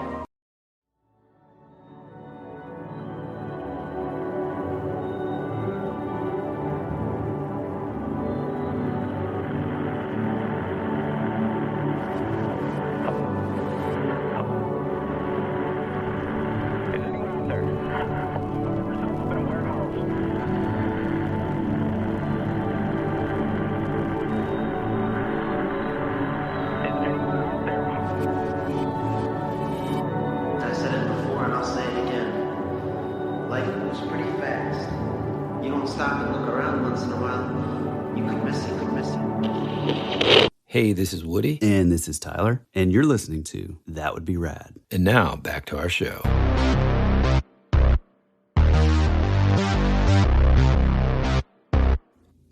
Like before it came out, just sort of hearing the plot, and I know I'm not alone in this, like I was a little worried, because it was like, okay, I absolutely am fully intrigued in like the Native American aspect. I mean, Woody and I both, like, we're always big fans of like, sort of like, and we talked about this the other day, like placing these like sort of, imaginary sort of creations, like franchises or whatever, and then placing them like somewhere in like actual sort of real history. It just adds like a new depth to stuff. And so I was really into that idea of like, oh, now you have like Indians fighting a predator, and that's amazing. Yeah, dude. But like, then it was like, oh well, it's just like a girl this time, and I don't know. There was, and I'm just being honest, but there was like an initial sort of like initial, and again, I'm a girl dad. I was brought up by a single mom for years. Like, I'm all about feminism, all about girl power, but a little bit of like pandering is happening in media where they're using some like tools and it's at the deficit of like the story. Yeah. Look, you know what I'm saying? Hold on. Because look, this is one of those topics that is, and I can just tell because of the way that you're sounding, it's hard to express yourself for fear of sounding like a bigot. Okay, what Tyler's trying to say is sometimes, well, and we've talked about it on this podcast before, dude. There's nothing that excites us more than, and heck, we talked about it when we talked about Nope. There's nothing that excites us more than fresh and new and storytelling that's a good story, and then seeing those themes within those things, within those stories. Boy, my nose made a real cool buzz there. What was that? Seeing those themes within those stories, I don't know how to explain it. Like, in other words, like there are certain studios, there are certain filmmakers, comic book writers, storytellers who seem to just be checking the box so they say they've done it and that they're quote unquote inclusive. Right, exactly. And to me, that's unfortunate because there's a lot and it comes lost off as there. pandering Dude, to me. Not only that, it's just boring and dumb storytelling. It's not good storytelling. This is a movie, and same with like Nope and Us and Get Out. I mean, especially like Get Out and Us. I mean, there's some very sort of heavily, racial tension themes in those movies.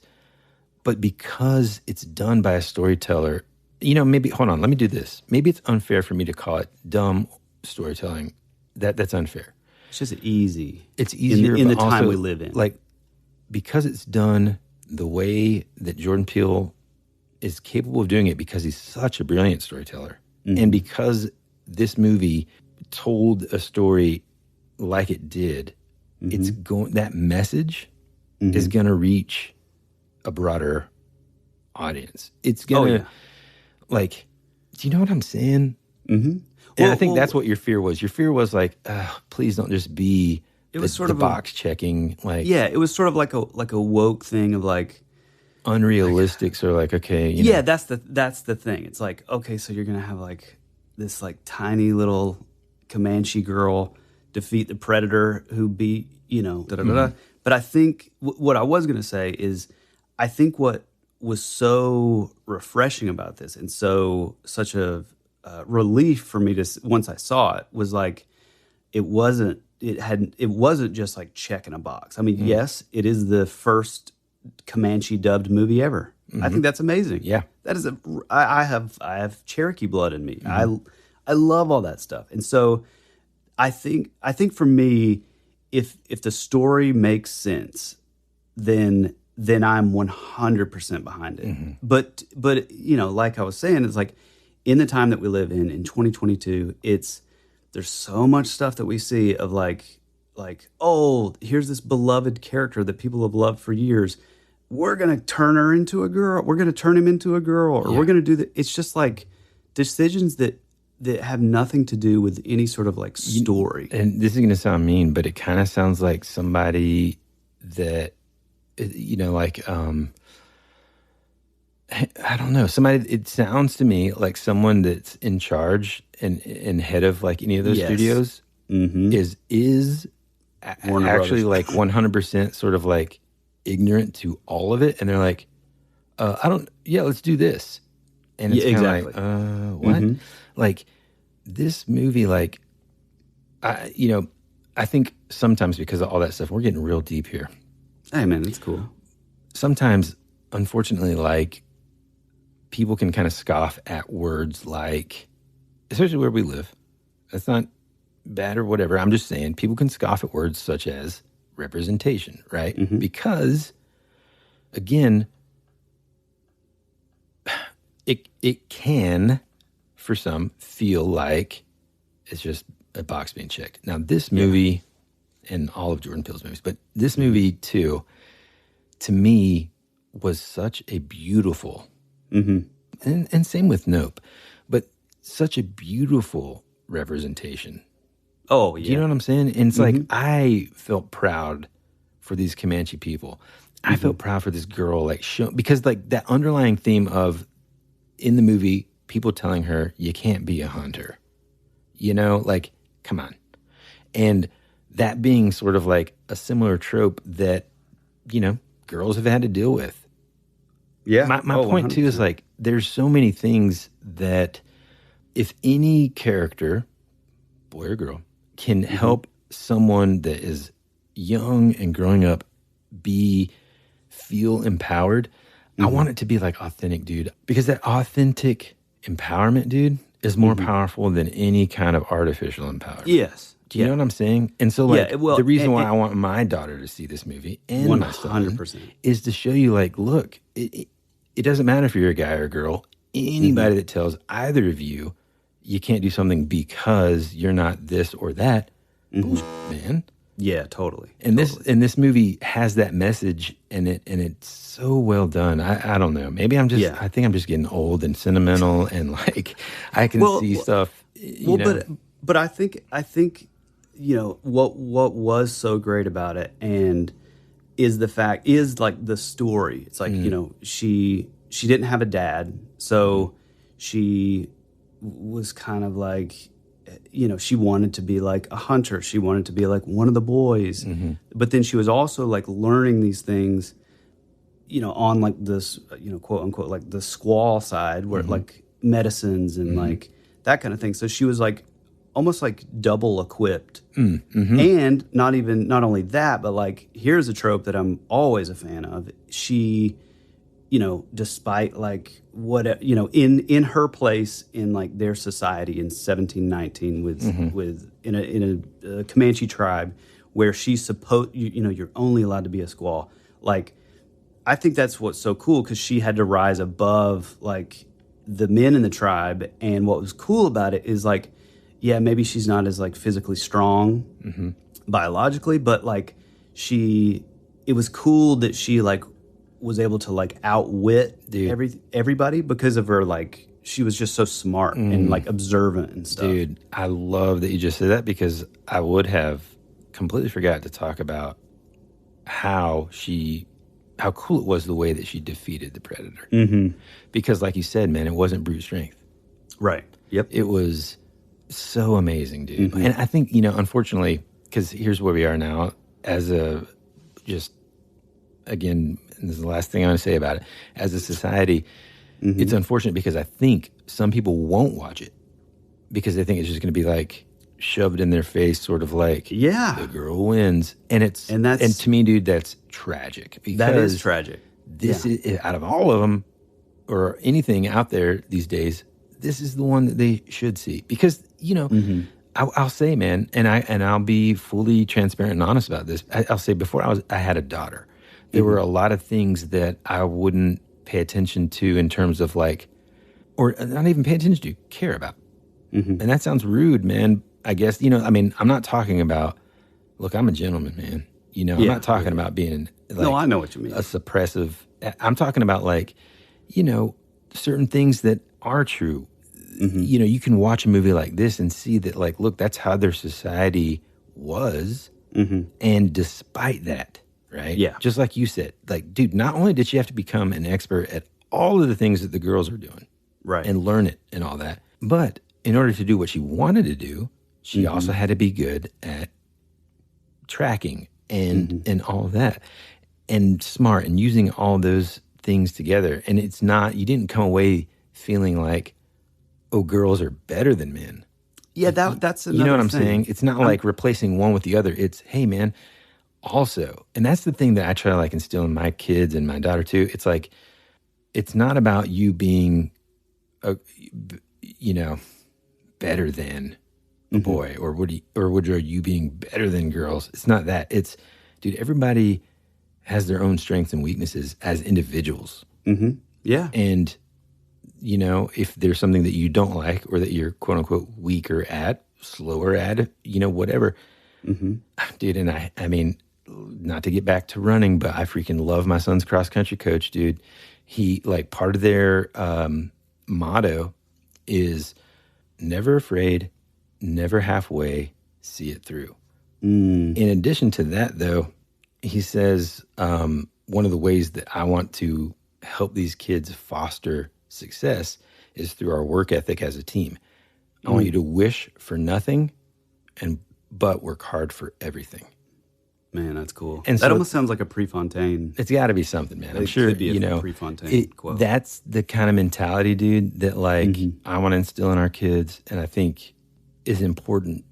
And like we've been talking about, like the unfortunate thing is like people not watching this movie because thinking that it's going to be one thing, unfortunately closing their mind to the reality of some of the stuff that, again, dude, I had no idea about not having a daughter, though. But also those people that, like, that's what really sucks is the fact that, like, the whole reason we even brought any of this up, or I brought this up originally, is like that's what I'm talking about. I'm talking about, like, that sort of, like, maybe it's like a department head of, like, or the studio head of a studio that's making a movie. And it's like, well, I know nothing about this, but this guy now needs to be a girl, or this, like, there's been so much of that, and it's been mishandled so much that it's kind of it's an obvious, like, assumption that somebody would think that, and that's what sucks, that, like, that it has been sort of misused so much. And honestly, I'm looking at it from the perspective of, like, whether it's like the LGBTQ community, whether it's like African Americans, or whether it's women with, like, feminism. I think, like what you were saying, if it's, like, authentically done and it, like, serves a story, then I'm all in. I'm 100%. But just, like, changing someone's sexuality or color or gender just because it's, like, when it has nothing to do with any storytelling, anything, it's like, why are you doing that? Like, you're just kind of like, it just feels like you're pandering to an audience, and you're kind of putting down, like, another audience in a way. And it's hard too, man, because I understand that there is, like, I think even after Nope, I think I read some interview. It was like, dude, I used to love kind of watching these types of movies as a kid. And it's like, but I always remember, like, as a little kid, like, well, nobody really kind of looks like me, And so, like, that aspect of, like, finding familiarity with, like, characters on screen and characters on the page. Yeah, man. Like, I understand that is an important thing. But again, dude, think about this, man. And you and I have talked about this a ton. We've never really talked about it this much, I think, on the show. But, like, somebody in the background was like, man, I came here for the He-Man toys. What's going on? We've talked about this a ton together, in that, like, those storytellers exist. Jordan Peele is a perfect example of creating new characters and new stories that do all of the above.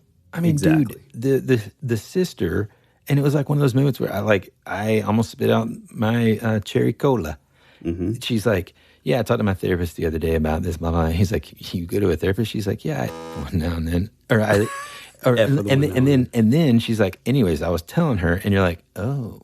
So it's like this, like, it doesn't have, it's like. But that feels authentic. Right, man. It's like, it wasn't like hey, we need to, like, broadcast this so that we can check the box of the LGBTQ community. It's like, no, this is just authentic storytelling. Right, and it feels like a true piece of her, like, character, man. I just think there's a lot of, here's what I'll say too. I think in my internal sort of personal sort of promise, I guess, is that, like, bigotry. No. Like, I'll approach any movie and any character with an open mind, And so I'm sure there's, like, maybe movies that I would maybe be like, I don't really want to watch that. I mean, in any case, at the end of the day, well, before, go ahead. Well, I was just gonna say, we've come a long way, man. That's another reason why I love this movie. You go back and you watch. Well, I mean, hell, dude, I'm pretty sure John Wayne played Geronimo, didn't he? Yeah. I mean, so it's like, we've come a long way, and it's, I don't know, man. That's one of the, like, this movie was just beautiful. It was beautiful to see, like, Native Americans on screen, man. And like, dude, big time. Again, Oh my God. It's in like the posters and a lot of the promotional art. But when she uses the Predator's blood as part of her war paint, bro. Oh my God. I mean, you knew it was going to happen when you saw her in the beginning with the war paint on. First off, folks, I love neon. Yeah. I love neon colors so much. It's embarrassing. Mm-hmm. And so I've always thought that was a cool aspect of the Predator. Mm-hmm. And when she paints her freaking face with a dude, I mean, like, I was like, yes. Yeah. Yeah. So good. Which, by the way, before we even close up or even start to, we got to get that movie in my backyard on the big screen and just watch it in the woods, bro. Yeah, Are you down? I am 100% down. And that's our show. Well, I guess that does it. I feel like we've waxed poetically on the pros and cons of diversity and representation in films for long enough. But yeah, these are two movies that we absolutely loved. And we couldn't help ourselves but having like some sort of breakdown. And we know our fans are much like ourselves. So hopefully you guys will enjoy that. So if you would like to find us, you can head on over to Instagram. We love the comments. We love all that little bicker and banter over there. If you want to tell us something, tell us a story, tell us an event, something that happened to you, shoot us a DM if it's more long form, or what I suggest and what a lot of folks are doing now, which is incredible, can't say it enough, is recording voice memos. You know, maybe they have their own personal ghost story or more sort of local urban legends that they want to tell us about. Like, that's the stuff that we absolutely love. So if you want to send your voice memo or, you know, write up your story or however you want to do it, send it over to thatwouldberadpod@gmail.com. Get out there and give us a 5-star rating. You can do it on Apple Podcast or Spotify, or pretty much all of them have it now. But it does help us get new listeners. Also, like we always say, go tell just one single friend about the show. Mm-hmm. We all have that friend who's a little weird, a little into, maybe they're into ghosts, or maybe they're into whatever, something that you think that they would relate to that we talk about. Just tell them about the show. It really makes a big difference. So I guess that's about it. The Camp Rad Strangeness merch is officially gone.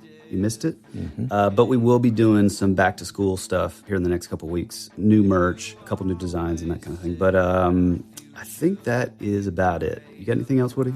I think that's it, man. Cool, man. We love you. We appreciate you. And as always, be rad. That's the way it goes.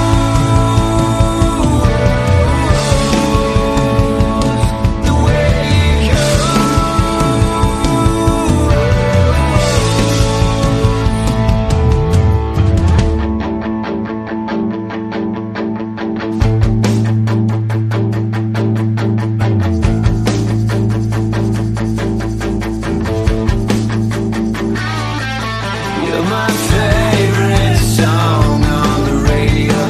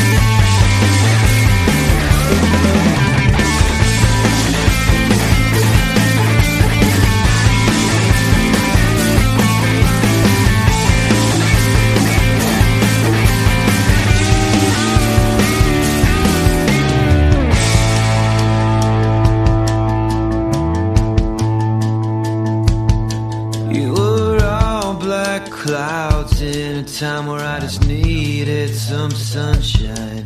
You were already dead, for you became a ghost. You always said our future would be a parade of flowers, but now all that's left is a single rose. That's the way it goes.